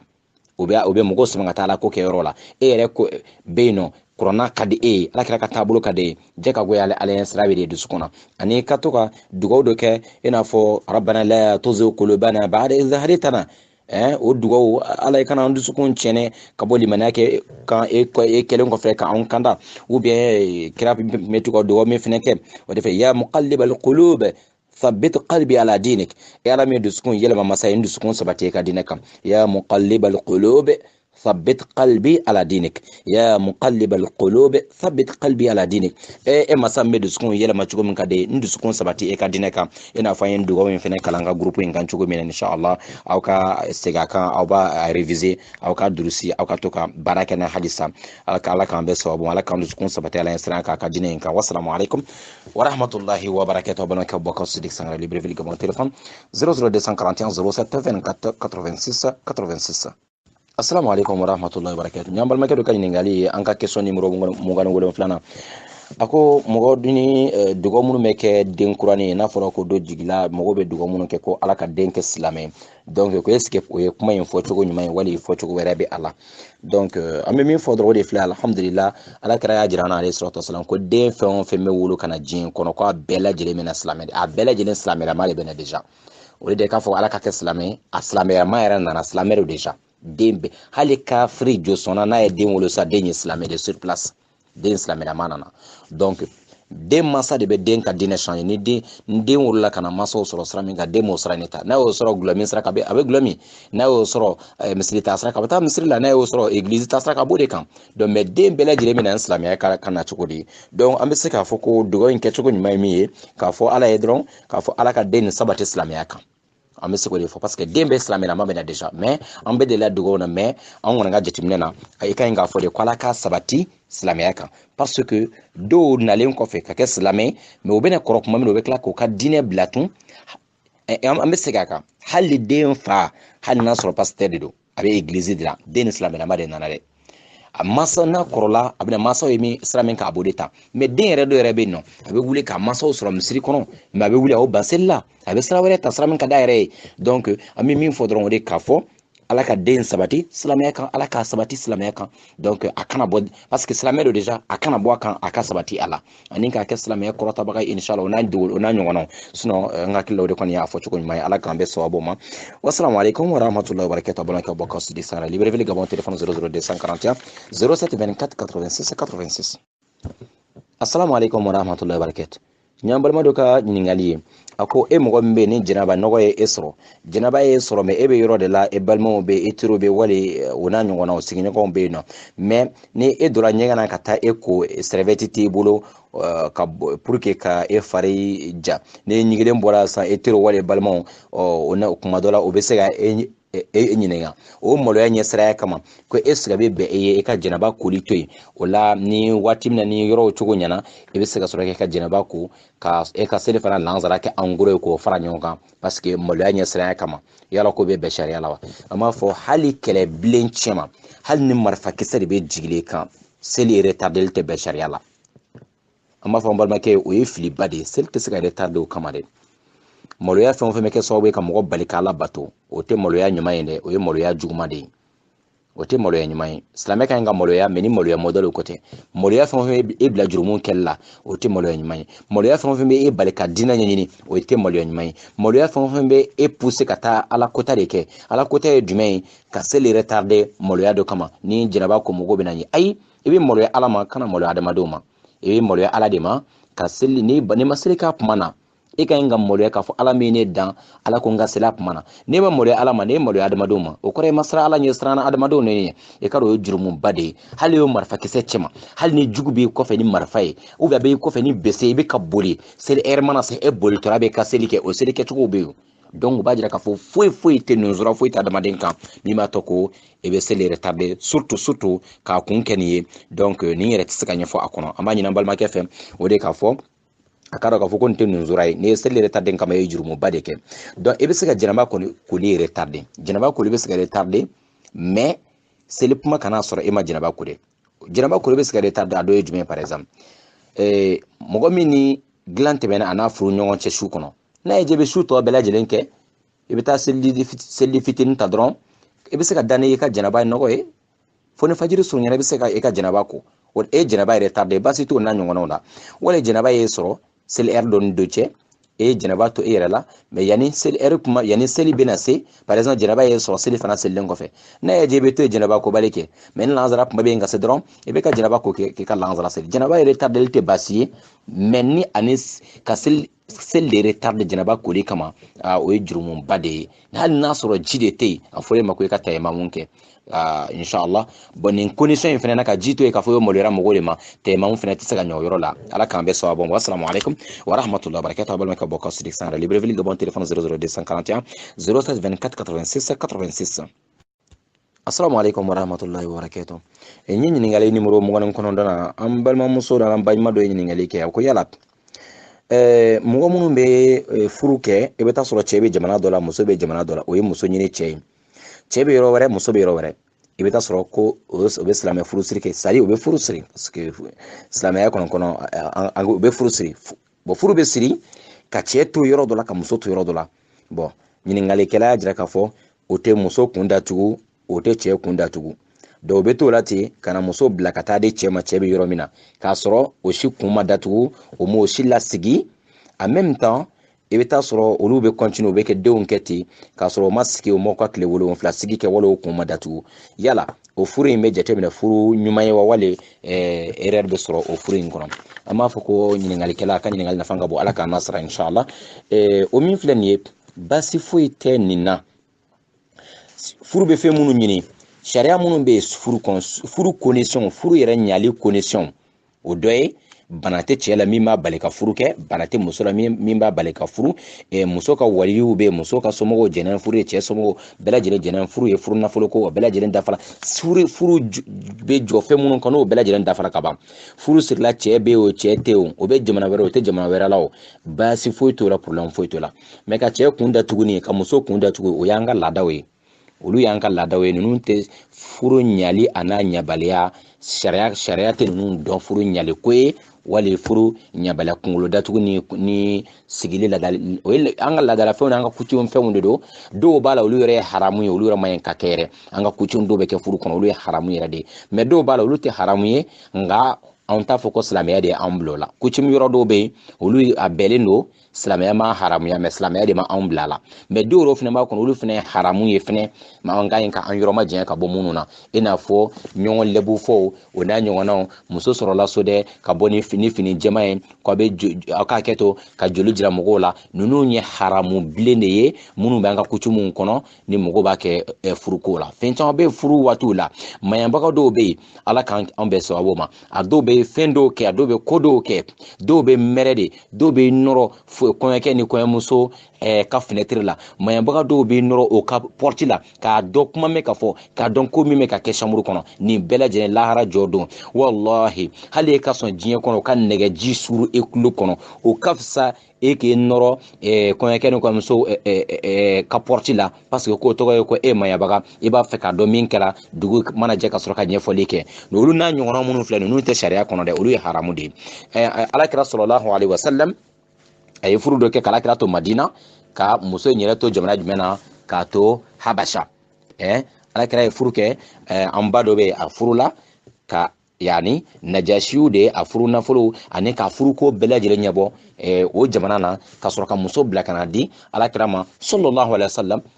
fa amedin. Donc an b'a fɔ inshallah ɲiningalikɛla ye ko ɲininkali a nafa ka bon parce que mɔgɔ caman mako bɛ se nin jaabi ma. Donc baasi tɛ ka furu kɛ jamana dɔ la ka jamana na, mais kunkolo sigi ni datugu ni laada ko ninnu olu tɛ furu a ko dɔw la. An balimamuso ye ɲininkali kɛ k'a fɔ ko k'a sɔrɔ tile 7 sigi ma kɛ. Tile 7 sigi kun jumɛn de bɛ tile 7 sigi la? An y'a jaabi semaine tɛmɛnen ka ɲininkali dɔ la k'a fɔ tile 7 sigi kun de filɛ cɛ min ye muso dɔ furu, muso in ye denmisɛnnin a ma deli ka furu, mais o tɛ cɛ ka muso fɔlɔ ye, muso wɛrɛ bɛ cɛ bolo, kelen b'a bolo wali fila b'a bolo wali saba b'a bolo, a ye kɔɲɔmuso furu ka muso wɛrɛ sɔrɔ yen. O tuma ni muso in ye denmisɛnnin de ye, muso tɔw bɛ jɛn di cɛ ma a ka tile 7 ani su 7 kɛ, yani a ka si muso dɔ nin fɛ yen tile 7, o bɛ su 7 di muso kura in ma parce que denmisɛn de don, a furu la, a ma deli ka furu fɔlɔ a nɛmɔ. N'o tile 7 in banna, o bɛ sɔrɔ ka segin ka kuma ka su si organisation kɛ o ni ɲɔgɔn cɛ, cɛ bɛ su hakɛ min kɛ min fɛ, o bɛ sɔrɔ ka turu daminɛ. Tile 7 sigi kɔrɔ de y'o ye. Mais mɔgɔ min ye muso furu, hali ni muso in ma deli ka furu, muso wɛrɛ dun t'a bolo, tile 7 tɛ, aw bɛ ɲɔgɔn bolo de fɔ aw si sa. Tile 7 ko t'o ye tun, aw bɛ ɲɔgɔn bolo de. Tile 7 kɔrɔ de ko muso tɔw bɛ yafa cɛ ma, cɛ bɛ tile 7 kɛ kɔɲɔmuso ka so kɔnɔ, kɔɲɔmuso ma deli ka furu cɛ ma. Mais ni muso wɛrɛ tɛ yen, tile 7 ko t'o la. Dɔw yɛrɛ bɛ yen o tile 7 in kɔnɔ, u bɛ fini jɛman na, o tɛ bɔ, o tɛ taa ka misiri la, hali n'o ka so nɔrɔ bɛ misiri la, a ko ne ye kɔɲɔkɛ ye, a tɛ taa ka misiri la tun, o ye haramu ye dɛ, o tɛ bɛn dɛ. Wali tile 7 in kɔnɔ i bɛ taa sɔrɔ a tigi fɛn dɔw bɛ dumuni dɔw haramuya kan ka dumuni dɔw ka na ni fɛn dɔw ye silamɛya tɛ minnu dɔn, fɛn dɔw b'a kɔnɔ an ka janto olu la halisa, an ka janto olu la inshallah ta'ala. Tile 7 sigi kɔrɔ de ni muso wɛrɛw bɛ yen, ni muso wɛrɛw tɛ yen basi foyi t'a tɔ la. Aw bɛ ɲɔgɔn bolo de sa fo ala mana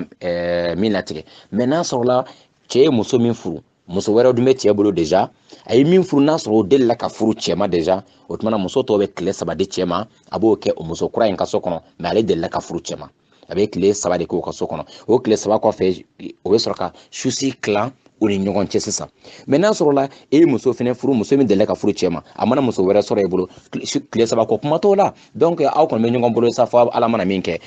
Tile 3 ko ni tile 7 ko, yani a kɔrɔ de filɛ nin ye inshallah. Ala ka ni n'aw bɛɛ lajɛlen bɛn sababu ma, ala ka ɲiningalikɛla bɛɛ lajɛlen, ala ka n'aw bɛɛ sababu, parce que a bɛ kɛ sababu ye a bɛ ɲininkali minnu kɛ, a bɛ mɔgɔ caman de bɔ fili la diɲɛ fan 14 bɛɛ lajɛlen na. Wassalamu alaikum warahmatullahi wabarakatuh. Balimakɛ bɔ ka siri sangare libre Gabon, téléphone 00241 07 24 86 86. Assalamu alaikum warahmatullahi wabarakatuh. Nyambajima do ka ɲininkali ya ko mɔgɔ joli de ka ɲi ka taga mɔgɔ sudo ni mɔgɔ dɔ banna mɔgɔ joli de ka ɲi ka taga a sudo. An b'a fɔ ko adamaden ni a fatula a ka suturali ye wajibi ye silamɛw bɛɛ lajɛlen kan nka ni mɔgɔw dɔw sɔrɔla mun taara kɛ ka ban a jurumu bɛ bin ka bɔ silamɛ tɔw kan inshallah taala mɔgɔ hakɛ fɛn man taa sudo a bɛɛ lajɛlen bɛnnen don nka ka seli su kan a ɲinina n'a fɔra ko su seli bɛ an fɛn o fɛn bɛ yan bɛɛ lajɛlen ka fara jama kan ka seli su kan n'a fɔra misiri dɔrɔn ko k'aw ka jɔ dɛ ko sudu bɛ ko an bɛna seli a kan hali minnu ma fɛ k'u ka zikiri kɛ misiri o tɛ ka zikiri kɛ o boli k'u ka samaraw tɔw bɛ taga ne bolila ka samaraw ta don min na a bɛna fɔ ko ka seli fɛnɛ su kan ala b'a kɛ bɛɛ lajɛlen bɛ occupé mɔgɔw fɛnɛ bɛ taga pourtant n'anw farala ɲɔgɔn kan ka caya ka seli jama bɛ caya su kan cogo min na seli yɔrɔ la o bɛɛ lajɛlen ye sunna don de ye a bɛɛ su ka ko nɔgɔya Ala subhanahu wa taala ɲɛfɛ donc a jirala la k'a fɔ ni mɔgɔ 40 sɔrɔla ka seli su min kan k'a sɔrɔ mɔgɔ 40 mushriku kelen tɛ o la ko Ala bɛ yafa a tigi ma o ye sunna don de ye a tigi o ye témoignage ba de ye a tigi donc n'an cɛra su kan ka seli o de ka ɲi kosɛbɛ kosɛbɛ inshallah wa mɔgɔ min mana seli su kan baraji min bɛ fɛ o fana ka bon kosɛbɛ ka tila ka su accompagner fo kaburu kɔnɔ baraji ba fana de b'a la baraji min Allah subhanahu wa ta'ala b'a degré dɔ ala ka a nɔgɔya an bɛɛ lajɛlen wassalamu alaikum warahmatullahi wabarakatuh a balimakɛ bɔ ka Sidik Sangare Libreville Gabon téléphone 00241 07 24 86 86. Assalamu alaikum warahmatullahi wabarakatuh. An balima silamɛw question numéro 31 na an balima dɔ ka dɔ ɲininkali kɛ ko mɔgɔ dɔw bɛ yen nɔ u b'a fɔ ko bon ni muso ye kara muso in furu dɛ ne y'a furu hɛrɛ t'a la dɛ muso in tere ka jugu muso in ɲama ka jugu muso in tere ka ɲi ko kuma minnu filɛ nin ye o yala ko silamɛ bɛ mun de fɔ la an b'a fɔ mɔgɔ o mɔgɔ bɛ da nin ko in na musirikuya dɔ kafiriya dɔ min bɛ mɔgɔ bɔ diinɛ kɔnɔ pewu mɔgɔ o mɔgɔ bɛ da la k'a fɔ ko non ko muso in tere ka jugu ne y'a furu tɛ hɛrɛ sɔrɔ ou bien ne y'a furu nin tɛ kɛ hɛrɛ tɛ jigin i ka du kɔnɔ mɔgɔ o mɔgɔ bɛ da nin kumaw la bɔra silamɛya kɔnɔ pewu pewu pewu pewu jurumuba de don kafiriya de don musirikiya de don a bɛ yɔrɔ ma jɛn ka bɔ ala ka silamɛya diinɛ na pewu donc an yɛrɛ kɔlɔsi ka bɔ a la karisa tere ma ɲi dɛ ne ni mɔgɔ finma bɛnna sɔgɔmada fɛ tile tɛ je la ne bɛ taara voyage la ni kɔnɔ modèle panne ɲɛfɛ voyage bɛ ja n'a taara kiriɲa fana voyage bɛ ja n'a taara numanya fana ni muso modèle ni ye muso tamatɔra n'a sen bɛ ta hɛrɛ t'a ka ko la ou bien n'a kankala ka jan i bɛ kɔn ka sa nin bɛɛ lajɛlen mɔgɔ mɔgɔ bɛ da nin mana kan na e kɛra kafiri e kɛra musiriku e bɔra diinɛ kɔnɔ pewu ala ka sababu ɲuman kɛ ne n'aw bɛɛ lajɛlen an k'an yɛrɛ kɔlɔsi nin baara modèle la sababu ɲuman bɛ ala bolo ala ka kɛ ne n'aw bɛɛ lajɛlen wa hada wassalamu alaikum warahmatullahi wabarakatuh a balimakɛw bɔ ka Sidik Sangare Libreville Gabon téléphone 00241 07 24 86 86. Assalamu alaikum warahmatullahi wabarakatuh. Question numéro inshallah ta'ala question numéro 32 an balima dɔ ye ɲininkali kɛ ko denw ka hakɛ jumɛn ye masaw ka masaw fana ka hakɛ ye jumɛn denw kan nin ye walanda ye kuma dɔ la a kun ka ɲi kosɛbɛ n'an bɛ wajuli dɔ de organiser n'a ɲɔgɔnnaw kama mais inshallah taala peut-être an bɛna dakunya dama fɔ a la ala k'an bɛ sababu ma waati nataw la kuma dɔ la n'an ka walandaw nana se a ma denw ni masaw cɛ hakɛ donc yan nɔ an tɛ se ka caman fɔ a la malheureusement parce que an t'a fɛ vocaliw ka jɛn kojugu ala ka an bɛ sababu ma an hakili la question posera bɛ na a faamuya den ka hakɛ a masa kan kara Allah subhanahu wa ta'ala kuma Qur'ana kuma qad rabbuka alla ta'budu illa iyyah wa bil walidayni ihsana ala ko ale ala ku ye ala tigɛ ko an kana foyi bato fana kɛra ale ala kelen ay mun tugu ale ala bato la o de ka ɲumanya kɛ ka ɲɛsin mansaw ma donc i mana ala bato cogo cogo ni ma mansaw barika ɲini ni ma i yɛrɛ majigi mansaw ye tɛ don aljana kɔnɔ dɛ cogo foyi la donc adamaden i b'a la bato ka ɲumanya kɛ i mansaw ka kɛ duwawuden naam ka tugu masa fila kɔ ala bato sira kan ɲumanya sira kan adamadenya sira kan mais n'o ye bila ala kota fɛnw fana jurumu fɛnw fana e t'o kɛ abadan a wajibiya denw kan masaw ka hakɛ min bɛ denw kan an ka tugu masaw kɔ fo n'a kɛra ala kota sira ye an ka dugawu kɛ masaw ye ala bɛ se ka hinɛ o la ala bɛ fɔ ka jurumu ma o ɲɛnɛma wali o balonen wali o salen wa n'i bɛ kuma masaw fɛ masa ka hakɛ den kan i ka kumakan nɔgɔma fɔ e ba ye kana i dusu gasi kana pɛrɛn i ba kunna kana pɛrɛn i fa kunna e fa hali ni wali ba hali n'o kumana k'o kumakan jigi cogo cogo olu ka hakɛ de filɛ e k'e kumakan jigi ka tɛmɛ olu ta duguma kuma kan nɔgɔni fɔ i masa filaw ye kana pɛrɛn kana fɔ ma ko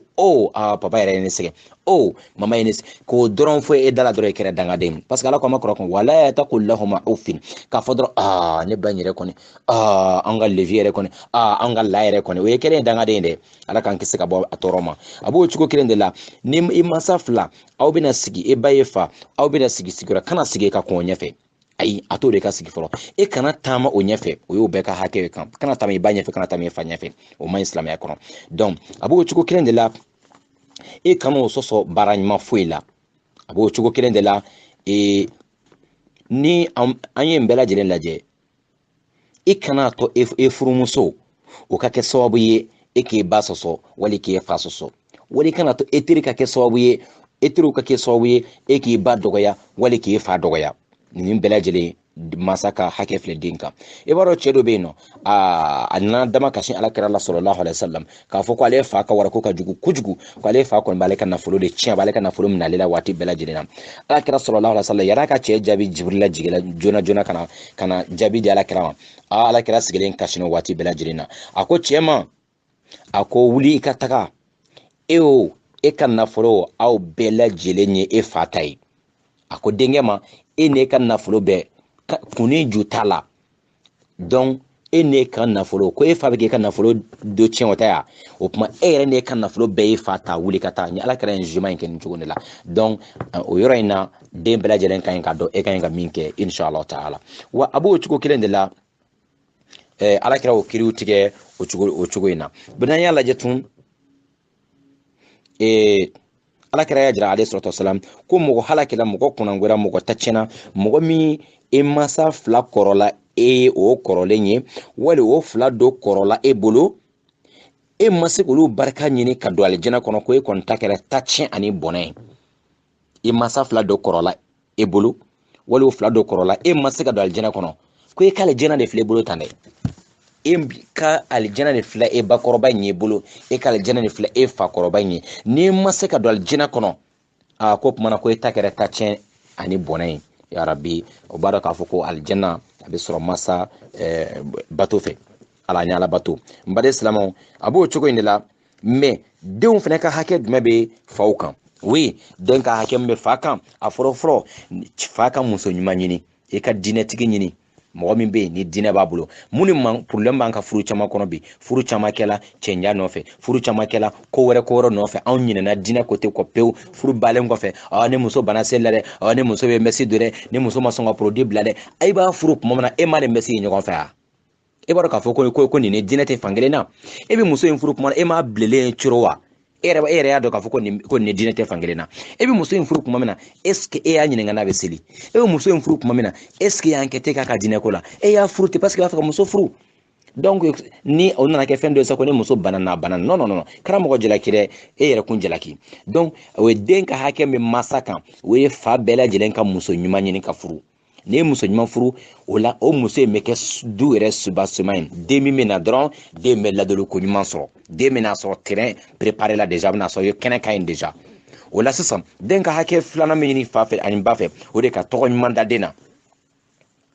a sabanan den in ka lamɔ cogo ɲuman na a sabanan den in ka kalan kuranna na ani alakira ka sunna la ani alakira yɛrɛ kanu ani sahabaw kanu den in ka kalan silamɛya ka kanu na ka kalan na en même temps ka den in fɛnɛ kalan seli kɛcogo la en même temps den in fɛnɛ ka kalan tun adamadenya baara cogo la ni ne kɔrɔ bɛ kuma ni ne kɔrɔ bɛ taama ni ne fa bɛ taama ni e fa filan bɛ kuma i b'a bonya ta i bɛ kuma fɛ ta i bɛ taama nin cogo in na mansa bɛɛ lajɛlen ka devoir de ka denw kalan nin na n'i y'a ye den ka ca sira fɛ bi i bɛ taa sɔrɔ o n'o fa filan bɛ bɛn o t'a bonya o n'o fa filan bɛ bɛn o pɛrɛ a kunna donc nin bɛɛ lajɛlen parce que mansaw m'a kalan so kɔnɔ k'a fɔ n'i ye fa filan ye o ye fa ye n'i ye ba filan ye o ye ba ye n'i ye kɔrɔ filan ye o ye kɔrɔ ye a ma kalan la o a tɛ foyi dɔn pourtant den ka hakɛ de filɛ mansaw kan o fɛnɛ ye inshallah ta'ala an b'a ɲini ala subhanahu wa ta'ala fɛ ala ka nin bɛɛ lajɛlen faamuyako ɲuman d'a ma ni cɛ ye muso ɲuman ɲini o bɛ na den min sɔrɔ den bɛ kɛ den barikalen ye den bɛ kɛ yani den min bɛ silamɛya faamuya joona parce que ba de bɛ so kɔnɔ kuma bɛɛ lajɛlen na den ka hakɛ dɔ min masaw fɛnɛ kan o ye ba ni fa ni kuma o kuma ni aw ka hakɛ dɔ ni dilan bɛna tɛmɛ o ni ɲɔgɔn cɛ o bɛɛ lajɛlen dugawu min fɔra ko k'o yɛrɛ tanga ka bɔ sitana tɔɔrɔ ma yaasa sitana ka joli kana sitana ka yɔrɔ foyi kana ɲagami den na parce que den caman bɛna diɲɛ kɔnɔ bi an b'a fɔ denw kɛra bani ye denw kɛra bani ye k'a sɔrɔ ala kɛra y'an kalan tuma min na a ko ni dilan bɛna tɛmɛ furu ɲɔgɔn ni ɲɔgɔn cɛ aw ka tanga ɲini ala fɛ ka bɔ sitana tɔɔrɔ ma sinon sitana bɛ fara aw kan ka dumuni kɛ n'aw ma ala tɔgɔ fɔ n'a bɛ dilan fɛnɛ na n'aw ma ala tɔgɔ fɔ aw ni sitana de bɛ ka jɛn ka baara kɛ ɲɔgɔn fɛ o tuma na sitana fɛnɛ ji bɛ ɲagami aw ji la den bɛ na o la o t'aw dɔrɔn den ye dɛ a t'aw dɔrɔn lamɛn a bɛ sitana fɛnɛ lamɛn o kosɔn den bandi cayala parce que faw ni baw an y'an yɔrɔ ma jɛn ka bɔ kuranna na an y'an yɔrɔ ma jɛn ka bɔ ala kɛra ka tagabolo fɛnɛ na o problème de b'an da la yarabi ala k'an kɛ mɔgɔ ye minnu bɛ ala ka kitabuba ye minɛ ka baara kɛ ani ala kɛra ka sunna sallallahu alaihi wasallam a b'o cogo de la den ka gɛlɛya cogo bɛɛ lajɛlen na fɛnɛ hali ni yani denmasaw fɛnɛ tɛ yen e ka dugawu kɛ wali ka ɲumanya ta ka ɲɛsin fɛnɛ e fa ni ba o teriw ma hali o taalen kɔfɛ oui fa ka den ka hakɛ dɔ filɛ masaw kan ni den kalanna aw ye den ladon ka ɲa n'a sera furu ma aw ka den dɛmɛ ka muso furu ka di a ma aw k'a dɛmɛ a ma fɔ aw ka muso imposer kan dɛ a bɛna muso min ka d'a ye a ka diɲɛlatigɛ kɔnɔ aw bɛ se ka dɔ proposer a ye parce que aw ɲɛ bɛ o den in na ale ka diinɛ tagabolo ka ɲi aw bɛ se k'o proposer a ye i n'a fɔ Umaru bin Katabi ye muso dɔ ye a ka diinɛ ka ɲi a y'a proposer a denkɛ ye a bɛ o cogo de la masa fila bɛɛ lajɛlen ka ɲi ka ɲini ka den muso ɲini ka di e den ma e b'a dɔn ko muso min ka diinɛ ka ɲi naam ni den fana ye dɔ ye k'a fɔ min ka diinɛ ka ɲi masaw k'a dɛmɛ o la n'a ye dɔn k'a fɔ aw den nana ni muso ye min a ka diinɛ ma ɲi aw b'aw den convaincre aw b'a sensibiliser ka a kɔlɔlɔ jira a la k'a jira a la k'a fɔ de ye muso furu min n'a ka diinɛ ma ɲi hɛrɛ t'a kɔnɔ bi hɛrɛ t'a kɔnɔ sini parce que den ɲuman yɛrɛ tɛ na aw ni ɲɔgɔn cɛ yɛrɛ donc mais aw kana muso imposer parce que a ma wajibiya den masa si kan ko e ka muso karaba k'a di den ma jakagoya furu tɛ yen nka aw bɛ muso dɛmɛ aw bɛ den dɛmɛ muso ɲuman furu la o de cɛ ka ɲi n'a bɔra o yɔrɔ la inshallah ta'ala donc den ni masa a hakɛ ka ca pour ne pas que ojo kana na jɛnya waati wɛrɛ ni inshallah ala k'an bɛɛ walanda dɔ kɛnɛ kan pour que an bɛ se walawala caman kala wassalamu alaikum warahmatullahi wabarakatuh bana ka bɔ ka Sidiki Sangaré Libreville Gabon téléphone 00241 07 24 86 86 le 4 octobre 2017. Assalamu alaikum warahmatullahi wabarakatuh. Question numéro 32 an balima dɔ ɲininkali kɛ a ko yala mɔgɔ bɛ se ka heji kɛ ka kɔn e masa fila ɲɛ wa? Naam. Heji ye fardo ayinu de ye o ye farida de ye e n'a fɔ seli ye e ma farida ye seli ye e fɛnɛ fa ma farida ye seli bɛ an bɛɛ kelen kelen ma jakagoya cogo min na heji bɛ an bɛɛ kelen ma heji y'an bɛɛ kelen kelen e fɛnɛ ka jakagoya o cogo de la nka n'a se kɛra mɔgɔ min ye o k'o de ma jakagoya ye n'a se ma kɛ e fa ye heji ta kan jakagoya la n'a se ma kɛ ba ye heji ta kan nka e den min baara kɛ ko e heji wari sɔrɔ mais e ka heji tɛ se k'aw mɔgɔ saba bɛɛ la heji walima k'e ne masa heji silamɛya bɛ a ɲini e de fɛ e de bɛ taa e ka heji kɛ mɔgɔ tɛ mɔgɔ si heji k'a sɔrɔ e yɛrɛ ma heji ala kɛra sallallahu alaihi wasallam a ye mɔgɔ dɔ a bɛ ka heji kɛ mɔgɔ dɔ tɔgɔ la heji kɛyɔrɔ la a bɛ k'a fɔ hajatu an subroma ko ale bɛ ka heji kɛ subroma ala kɛra ko mɛ e yɛrɛ heji la ko ayi a ko non i bɛ ka heji de kɛ ka sɔrɔ ka mɔgɔ wɛrɛ ka heji hali n'a sɔrɔ e masa de don mɔgɔ tɛ mɔgɔ la heji k'a sɔrɔ e yɛrɛ ma heji i bɛ taa kɛ n'ala ye nɔgɔya kɛ kɔfɛ ka se k'e masaw la heji ye ko ɲumanba kɛ n'ala yɛrɛ ma nɔgɔya kɛ heji jurumun tɛ e masaw kan parce que olu m'a wari sɔrɔ hali o fatulen fɛnɛ kɔfɛ ni ala y'a se kɛ i bɛ se k'o ka heji kɛ toujours ala k'an bɛɛ sɔn a bɔ ma wassalamu alaikum warahmatullahi wabarakatuh a balimakɛ bɔ ka Sidiki Sangaré Libreville Gabon téléphone 00241 07 24 86 86. Assalamu alaikum warahmatullahi wabarakatuh n'an balima dɔ ka ɲininkali ye a ko kuranna fɛn tigɛlenw wali papier minnu ni ala tɔgɔw b'a la ni e y'o ye wali e yɛrɛ a faralen e y'a belen wali a bɛ e yɛrɛ bolo e ka ɲi ka mun de k'o la naam e bɛ se k'a jeni e b'a jeni kuranna tasuma ka sanu quoi wala e bɛ se ka kuranna papier morceau ne y'a ye dɔrɔn i kana belen to wali i kana fili nɔgɔ kasa ma e bɛ se k'a jeni wali i bɛ dingɛ sen yɔrɔ dɔ la ka o su don wali yani k'o don dingɛ kɔnɔ k'a datugu inshallah o bɛɛ lajɛlen ka ɲi ala k'an bɛɛ sɔn a bɔ ma wassalamu alaikum warahmatullahi wabarakatuh balimakɛ bɔ ka Sidiki Sangaré Libreville Gabon téléphone 00241 07 24 86 86. Assalamu alaikum warahmatullahi wabarakatuh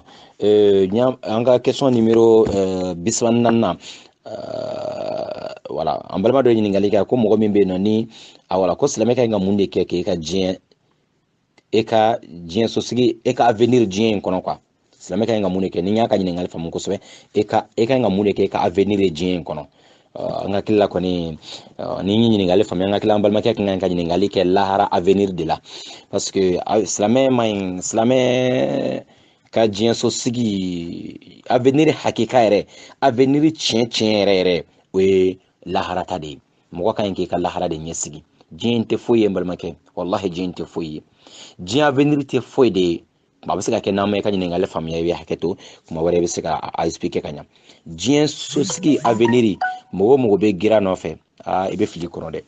parce que a ɲinini e fɛ de ko silamɛ k'e ka lahara de ɲɛ sigi silamɛ k'e ka saya de ɲɛ sigi silamɛ k'e ka kaburu de ɲɛ sigi silamɛ ka e ka kiritigɛ don o ko bɛ se ka nɔgɔya cogo e ko de ɲɛ sigi silamɛ ka baara de kɛ e ka avenir e ka compte bloqué hakika baara min bɛ sigi don alijɛnɛ kɔnɔ o de ye avenir hakika ye parce que lahara ɲɛnamaya de ye abada ye toujours o tɛ ban nka diɲɛ ta tɛ foyi ye dɛ mɔgɔ joli le étage babaw jɔ diɲɛ in kɔnɔ yan o yɛrɛ o bɛna o pɛrɛnna ko bɛ don a kɔnɔ don min na o sara o don mɔgɔ joli de bɛ yen n'o ye immeuble jɔjɔ diɲɛ fan 14 bɛɛ la nka olu yɛrɛ ma su kelen k'a kɔnɔ mɔgɔ joli de bɛ yen n'o ye miliyɔn 100 mobile san mais o bɛ sa don min o b'o ta ka bila suta mobili de kɔnɔ diɲɛ in tɛ foyi ye wallahi an bɛ min kɛ diɲɛ ɲɛsigi na n'an y'o kɛ lahara ɲɛsigi la n'an ye sobabaw jɔ diɲɛ kɔnɔ ka ɲinɛ an ka kaburu jɔli kɔ foyi tɛ yen dunya darun liman la dara la diɲɛ ye so de ye mɔgɔ min so t'a bolo wallahi diɲɛ bɛ mana ta ka di mɔgɔ ma dɛ foyi t'i bolo parce que i bɛ sa ka bɔ a cɛ ma don dɔrɔn wala a bɛ ban k'i to a b'o cogo kelen de la wa jamu'uha liman la jama'a la diɲɛ nafolo a n'a huru hara bɛɛ ka taga d'e ma wallahi foyi t'i bolo parce que don dɔ i bɛ taa k'a to wallahi i bɛ taa avenir min sɔrɔ e yɛrɛ ɲɛ ye baara ɲuman minnu kɛ ka bila kaburu kɔnɔ i ye baara ɲuman minnu kɛ ka bila ɲɛfɛ i bɛ t'o de sɔrɔ o tɛ perdu dɛ mɔgɔ minnu bɛ nafolo mara compte la ko compte bloqué 5 ans tɛ maga la 10 ans tɛ mara la n tɛ maga la wallahi o tɛ avenir ye dɛ parce que e bɛ sa k'a to lahara ala bɛ tila k'e ɲininka e y'a sɔrɔ cogo jumɛn na n'a sɔrɔla i k'i ka lahara ɲɛ sigi parce que mun de fɔra an ɲɛna kunu fi dunya ka'annaka gharib aw abir sabil ke diɲɛ kɔnɔ i n'a fɔ mɔgɔ min bɛ tugan na i taara tugan na n bɛ taa wari ɲini ka tila ka kɔsegin ka na n faso la n taara tugan na de ka taa fɛn ɲini anw nana diɲɛ kɔnɔ anw nana fɛn de ɲini an kan ka kɔsegin ka taa lahara de an bɛ taga o siga foyi t'o la donc fo an ka fɛn dɔ ɲɛɲini ka bila an ka avenir hakika an bɛna segin ka taa yɔrɔ min na an kan ka avenir dilan yen quoi a b'o cogo kelen fɛnɛ de la ko ni mɔgɔ min ni dugu jɛra e ɲɛna kɛ e kana sigi ka wulafɛla kɔnɔ a bila e kɔnɔ peut-être yanni wulafɛla cɛ o bɛ taa ne su don wa ni tile banna e mɔgɔ min ɲɛna ne ye fitiri seli kana sigi ka fajiri kɔnɔ e bɛ se ka ɲumanya fɛn fɛn kɛ su tɔ kɔnɔ a kɛ parce que e t'a dɔn fajiri b'e sɔrɔ ɲɛna donc e mɔgɔ min bɛ nin cogo in na e mɔgɔ min bɛ diɲɛ in kɔnɔ e n'a fɔ siratigɛden e n'a fɔ voyage kɛla e bɛ mun avenir ɲini n'ala ye min d'e ma don min na alhamdulillah nka anw ka lahara avenir hakika o ye lahara ta ye diɲɛ ta in an b'a fɔ mɔgɔ kana baara kɛ ka bila i denw ye dɛ an b'a fɔ mɔgɔ kana baara kɛ fɛ e yɛrɛ ye fɛnɛ dɛ nka e k'a dɔn k'a fɔ avenir hakika ye an bɛ taa min sɔrɔ anw yɛrɛ ɲɛfɛ lahara o de ye a hakika yɛrɛ ye inshallah ta'ala ala k'o baara ɲumanw nɔgɔya ni aw bɛɛ lajɛlen ye ala k'an ka jurumu yafa ka labɔ ko ɲuman kɛ ni aw bɛɛ lajɛlen wassalamu alaikum wa rahmatullahi wa barakatuh a balimakɛ bɔ ka sidi sanna libere ka bɔ téléphone 00241 07 24 86 86 Assalamu alaikum wa rahmatullahi wa barakatuh. Question numéro 35 na an balima dɔ ka ɲininkali filɛ ko adamaden bɛ se ka mun kɛ ka limaniya sɔrɔ ou bien an bɛ se ka dɔn cogo di ko limaniya bɛ karisa la bon alakira ye taamasiyɛn dɔ jira an la alayhi salatu wasalam a ko de ye mɔgɔ dusukun nɔrɔlen ye misiri la mɔgɔ a tɛ bɔ misiri la a tɛ bɔ misiri la ko i ka seereya k'a fɔ ko limaniya b'a tigi la i bɛ mɔgɔ ye ko waati bɛɛ ale bɛ seli yɔrɔ dɔ la misiri kɔnɔ ko i ka seereya a tigi ka limaniya la donc o ye limaniya taamasiyɛn dɔ ye a bɛ dɔn o fɛ ko karisa limaniya bɛ a la a bɛ dɔn fɛnɛ a tigi ka diinɛ baara cogo la a bɛ dɔn fɛnɛ a tigi ka a bɛ comporter ni kuranɛ ye cogo min na est ce que a tigi sɔnnen bɛ ka baara kɛ ni kuranɛ ye wa est ce que a sɔnnen bɛ ka baara kɛ ni alakira ka taabolo ye wa n'i ye mɔgɔ ye a bɛ ka yɛrɛ minɛ ni kuranɛ a bɛ ka yɛrɛ minɛ ni alakira ka taabolo ye o bɛɛ lajɛlen ye limaniya taamasiyɛnw ye ani baara ɲuman kɛw an ka baara ɲumanw cɛ ka to k'a ɲini ala fɛ fɛnɛ a k'an dusukun sabati a ka diinɛ kan inshallah ala k'o nɔgɔya an bɛɛ lajɛlen wassalamu alaikum wa rahmatullahi wa barakatuh balimakɛ bɔ ka sidi sanna libreville ka bɔ téléphone 00241 07 24 86 86 le 4 octobre 2017 assalamu alaikum wa rahmatullahi wa barakatuh ni an balima dɔ ka ɲininkali ye an ka ɲininkali numéro 36 na a y'a jira k'a fɔ ko yala mɔgɔ min kola ka ban ka tulu yani mɔgɔ bɛ seliji ta ka ban par exemple est ce que n'o tigi tulu mun tulu bɛ fɛn tiɲɛ a ka seliji la wa an b'a fɔ tulu tɛ tiɲɛni kɛ seliji la tulu tɛ seliji tiɲɛ ka kɛrɛmu mun seliji talen kɔfɛ basi foyi t'a la ala k'an bɛ sababu ma assalamu alaikum warahmatullahi wabarakatuh abalaka Boubacar Sidiki Sana Libreville Gabon téléphone 00241 07 24 86 86. Assalamu alaikum warahmatullahi wabarakatuh. Question numéro 77 an balimamuso dɔ ka ɲininkali filɛ ka bɔ français a ko yala ko adoption et comme semaine tɛmɛna aw kun y'a ɲininkali kɛ an y'a jira k'a fɔ ko haramu de don adoption haramuyalen de don silamɛya kɔnɔ mɔgɔ fila tɛ ɲɔgɔn sɔsɔ o la inshallah kuranna a y'an ka kumakan de don ka den adopter k'a kɛ e yɛrɛ den ye silamɛya ye o haramuya a tun bɛ yen fɔlɔ ka kɔn silamɛya nali ɲɛfɛ hali ala kira yɛrɛ tun ye den dɔ adopter nka silamɛya nana kuranna a y'anw nana ka jigin kira kan ko adoption in tiɲɛ k'a bɔ yen pewu donc a tɛ daga silamɛ si ye cogo si yɛrɛ la condition foyi t'a daga mɔgɔ ka adoption kɛ donc a haramuyalen don ni kuranna a y'an jɛlenw ye dɔnnibaga fila tɛ ɲɔgɔn sɔsɔ min na inshallah e komi an y'o jaabi sɛbɛnni tɛmɛnen na an balimamuso ko ayi o faamuyala nka n'a sɔrɔ e mɔgɔ min tun y'a kɛ mais e tun tɛ nin dɔn mais sisan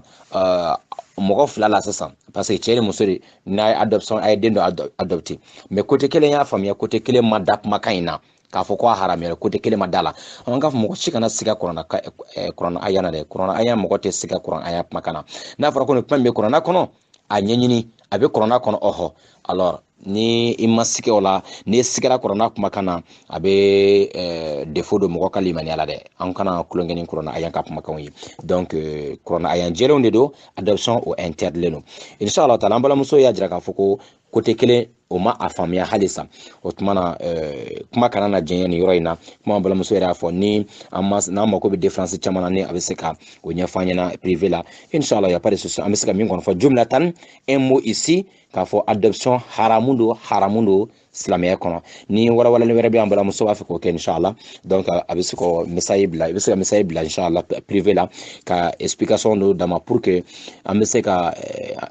ko côté kelen min m'a faamuya a bɛ se k'a faamu cogo minnu na an bɛ se ka hakilinaw di ɲɔgɔn ma o la silamɛya ye hakilina jira de ye silamɛya ye kɔnɔnajɛya de ye mɔgɔ ma min faamuya don min na an bɛ bɔ ni siraw ye a bɛ se k'a faamu cogo min na k'a dɔn ko ala ka kumakan de don a ka en tant que ni silamɛ don ni ala sɔnna a bɛ na ala ka kumakan faamuya ala k'an bɛɛ sababu ma i bɛ se ka o tɔ ɲɛfɔ an ɲɛna privé la ala k'an bɛɛ sababu ma assalamu alaikum wa rahmatullahi wa barakatuh balimakɛ Boubacar Sidiki Sana Libreville Gabon téléphone 00241 07 24 86 86 assalamu alaikum wa rahmatullahi wa barakatuh nin yɔrɔ in ne an bɛ se ka min fara an balimamuso ka ɲininkali kan adoption haramuyalen don silamɛya kɔnɔ ka den dɔ adopter ka kɛ e yɛrɛ dɔ ye a haramuyalen don inshallah ta'ala comme kuranna ayanw y'a haramuya cogo min na nka silamɛ bɛ se ka min kɛ ɲɔgɔn dɛmɛ sira kan i bɛ se ka den lamɔ mɔgɔ bɛ se ka den lamɔ cogo ɲuman na i bɛ se ka den lamɔ k'a kanu i komi e yɛrɛ wolodenw cogo ka ɲumanya kɛ i komi e yɛrɛ wolodenw cogo parce que mɔgɔ t'a dɔn a tigi bɛ kɛ min ye sini barajiba de bɛ o la ka dɔ dɛmɛ k'a den dɔ lamɔ wali ka den dɔ tɔmɔna k'a lamɔ o n'a ɲɔgɔnnaw lamɔ mana kɛ fɛn o fɛn ye i b'a dɔn barajiba de b'a la o ta ye fɛnɛ kɔrɔ o dagala silamɛya la mais ka a adopter ka a yɛlɛma k'a kɛ e yɛrɛ den dɔ ye o de ye haramu ye mais ka den lamɔ bɛnna lamɔ bɛnnen don nka i b'a a tɔgɔ to a cogo la a fa ye tɔgɔ min to a la a jamu to a fa jamu na mais k'a fɛnw yɛlɛma ka kɛ ta ye o de ye adoption ye o de ye a tabanni o de ye haramu ye ala ka an bɛɛ sababu ma wassalamu alaikum warahmatullahi wabarakatuh a balimakɛ Boubacar Sidiki Sana Libreville Gabon téléphone 00241 07 24 86 86 assalamu alaikum warahmatullahi wabarakatuh ɲan balima dɔ ka ɲininkali ye inshallah an b'a fɔ an balimakɛ kuma wɛrɛ n'a bɛ ɲininkali kɛ i bɛ kan kɔrɔta dɔɔni pour que an bɛ se k'i ka kuma faamuya kosɛbɛ parce que ni ɲininkali ma faamu ni kumakan ma lamɛn kosɛbɛ n'i bɛ ɲininkali kɛ on dirait bon parce que ni kuma ma faamu dɔrɔn hali mot kelen n'a ma faamu ɲininkali kɔnɔ an bɛ se ka jaabi dɔ di min tɛ kɛ jaabi ɲuman ye ala k'an kisi o ma inshallah ta'ala an balimakɛ ka ɲininkali an y'a ka audio lamɛn siɲɛ caman an ye min faamuya kɔnɔ o de filɛ k'a fɔ ko dugawu jumɛn de bɛ yen mɔgɔ ka ɲi k'a kɛ den sɔrɔ bali mɔgɔ min tɛ ka den sɔrɔ wala a ka den sɔrɔ sumayala ko a tɛ ka ɲi ka dugawu jumɛn kɛ an b'a ɲini ala subhanahu wa ta'ala fɛ ala ka ani silamɛ bɛɛ lajɛlen sɔn den barikalen caman na inshallah ta'ala an bɛ min fɔ fɔlɔ o de filɛ k'a fɔ ko silamɛ bɛɛ lajɛlen ka dɔn k'a fɔ ko bɛ ala ka latigɛw de bolo mɔgɔ min bɛ n'a ye den sɔrɔ o kɔrɔ tɛ k'o tigi ka fisa ni mɔgɔ tɔw ye o kɔrɔ tɛ k'o tigi ka fisa ni den sɔrɔ bali ye min yɛrɛ fɛnɛ ni ala ma den d'a ma o kɔrɔ tɛ k'a fɔ ko o tigi ko ala de k'o tigi ko ka go ala ye ka tɛmɛ ala ka dafen bɛɛ kan e min den sɔrɔ ala bɛ ne ɲininka den mara cogo la lahara jɔdon mais min ma den sɔrɔ ala tɛ ɲininka den mara cogo la dɛ an ba Aisha radiyallahu ta'ala anha ala kira furumuso la ala min kanu bonyana kira dusukun kɔnɔ ka tɛmɛ a bɛɛ lajɛlen kan hadisa jɛlenw ye o jira na mais an ba Aisha ale de fɛnɛ denmisɛnman furula ala kira ka muso bɛɛ la an ba ninnu bɛɛ lajɛlen na fɛn o fɛn ni kira bɛɛ fura bɛɛ delila ka bɔ furu dɔ la mais an ba Aisha min kuma deli ka furu an ba Aisha ala ma den d'a ma donc n'i y'o jate minɛ dɔrɔn e min ma den sɔrɔ a bɛ e ta bɛ fo e la o kɔrɔ tɛ ko ala dimine kɔrɔ dɛ ayi o kɔrɔ tɛ ko ala dimine kɔrɔ o tuma na ala bɛ fɛn o fɛn latigɛ dɔrɔn ala tano ka da o kan kana e ɲɛkɔrɔla sisi o la kana dimi e yɛrɛ kɔrɔ o la kana kɛlɛ kɛ furu ɲɔgɔn fɛ kana jigin e cɛ la kana jigin muso la aw ka ɲɔgɔn minɛ aw ka continue aw ka ala waleɲuman dɔn aw ka ala tano halisa aw ka ala tano aw ka ala tano aw ka ala tano o bɛɛ lajɛlen kɔfɛ dugawu dɔw bɛ aw bɛ se ka continue k'o dugawu fana kɛ kɔnɔnajɛya kɔnɔ sukɔrɔ fɛ mɔgɔ tɔw bɛ sunɔgɔ tuma min na aw b'a safurulayi caya ka ŋɛnɛ ɲumanya ta ka ɲɛsin ala ma ka sarakaw bɔ caya ka saraka bɔ caya k'a ɲini ala fɛ ka a ŋɛnɛya kɛ saraka ɲɛnamaw bɔ n'a fɔra ko ka sarakaw bɔ dɔ bɛ taa 100 fɛn dɔ ta miliyɔn bɛ kun e bɛ se ka sarakaba dɔ kɛ ka mɔgɔ dɔ jigi tugu ka koba dɔ kɛ mɔgɔ dɔ min b'a to o tigi tɛ ɲinɛ a kɔ ka jɛnatigɛ bɛ kɔnɔ ala y'o se kɛ e ye mais n'a fɔra ko ka saraka bɔ e bɛ taa 100 fɛn dɔ ta ka saraka ala dun b'a dɔn ko fɛn min bɛ e kun e yɛrɛ b'a dɔn fɛnɛ donc i b'a dɔn o saraka o tɛ mako foyi ɲɛ dɛ ayi ala kɛra ko an k'an ka banaw furakɛ ni saraka bɔ ye an k'an ka fandanya kɛlɛ ni saraka bɔ ye an k'an ka makow dilan ni saraka bɔ ye i bɛ se ka sarakabaw bɔ i bɛ se ka saraka nafamaw bɔ inshallah ta'ala ka e ka ŋaniya ye min ye k'a ɲini ala fɛ ala bɛ se ka yani den di e ma cogo min na wali bana min bɛ kan ala bɛ se ka bɔ i kan wali gɛlɛya min bɛ kan ala bɛ se ka wuli ka bɔ yen wali problème min bɛ nana ala kana to problème kan e sɔrɔ cogo min na aw ka saraka bɔ problème min bɛ anw silamɛw la bi o de ye saraka bɔbaliya ye i bɛ taa sɔrɔ n'a fɔra ko min ka saraka bɔ o tigi bɛ taa baga fɛn fitinin dɔ ma k'o kɛ fɛn min yɛrɛ tɛ se ka e yɛrɛ nafa kuma tɛ ka mɔgɔ wɛrɛ nafa ayi kana fɛn di ala ma fɛn min tɛ e yɛrɛ mako ɲa min se bɛ e b'o de kɛ ala b'a dɔn min b'e kun e yɛrɛ b'a dɔn e ka se bɛrɛ min ye e b'o saraka de bɔ e b'o ko ɲumanba de kɛ wallahi ŋɛnɛ ɲumanya kɔnɔ e bɛ ala jɔyɔrɔ la n baden ala ma den ni mɔgɔ ma saraka bɔ cɛya asafurula i cɛya kobaw kɛ e se ko damajira la mais se tɛ min ye hali ni e mɔgɔ min se ye dɔrɔmɛ 10 de ye o e se ye dɔrɔmɛ 5 de ka jisuma dɔ sɔrɔ ka di mɔgɔ ma o se de ye e o se de bɛ e ala b'o de dɔn ala b'a dɔn ko o se de bɛ donc e b'o min kɛ o bɛ minɛ nka e min ye se ye belebele ye e bɛ taa ko fitininw kɛ ala ma ko foyi t'o la dɛ ala k'an bɛ sababu ma inshallah donc asafurulayi an k'a cɛya an ka safurulayi cɛya o tɛmɛnen kɔfɛ nabila zakariya a si kɔrɔbayala fo k'a kɔ sɛgɛ o bɛɛ lajɛlen na a ye ala deli don dɔ la a ko cogo jumɛn na a ye ala subhanahu wa ta'ala deli ko ala ka den di a ma a ye jumɛn de fɔ nabilahi zakariya a ko rabbi la tazarni fardan wa anta khairul warithin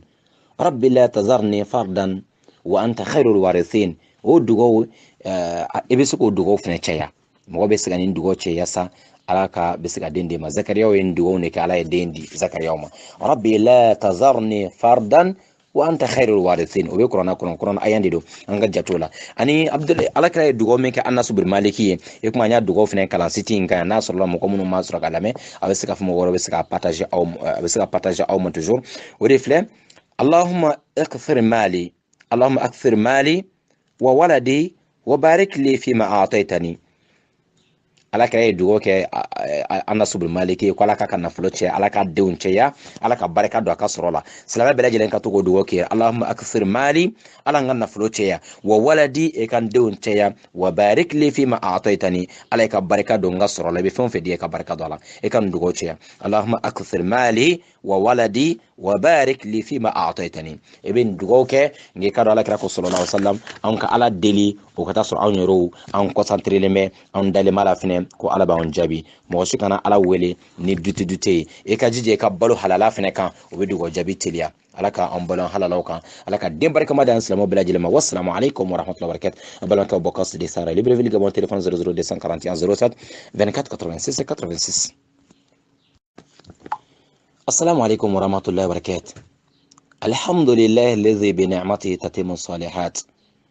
ame ala tano ka sɔli kɛ kira kan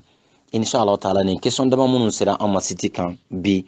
ala ye jaabi min nɔgɔya ne ye ka ɲɛsin aw ma o de filɛ nin ye an b'a ɲini ala fɛ ya rabbi ala kanina o be sawabo ma ni fili munun bola ro bola don dogo ya ni shetana ka baro la amma ɲini ala fɛ sawaba tigi ala ka n'aw bɛ sawabo ma fɔta ani kɛta la nin dakuriya dama nin ala k'a bila minnu ye ɲininkali kɛ minnu bɛ groupe kan minnu bɛ n'a lamɛn ka fara ne yɛrɛ kan ka s'aw bɛɛ lajɛlen ma ala ka nin bila ka kɛ témoignage ye ne ni aw bɛɛ lajɛlen ye lahara jɔ don k'a fɔ ko aw y'an seko kɛ diinɛ baara la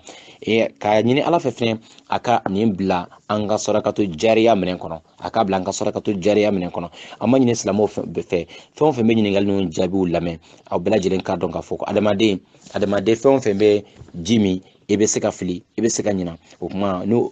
o erreur minnu yela la kuma fɔcogo fɛ nɛn teliya cogo fɛ a bɛ se ka kɛ i b'a fɛ ka fɛn dɔ tɔgɔ fɔ i bɛ fili ka dɔ fɔ o kuma k'a faamuya toujours ko an ye adamadenw an tɛ mɛlɛkɛ ye anw ye adamadenw de ye anw tɛ mɛlɛkɛ ye anw tɛ ala ye fili bɛ se ka kɛ ko kɛcogo la yarabi ala k'an kisi ka bɔ fili ma ala k'an kisi ka bɔ shetana ka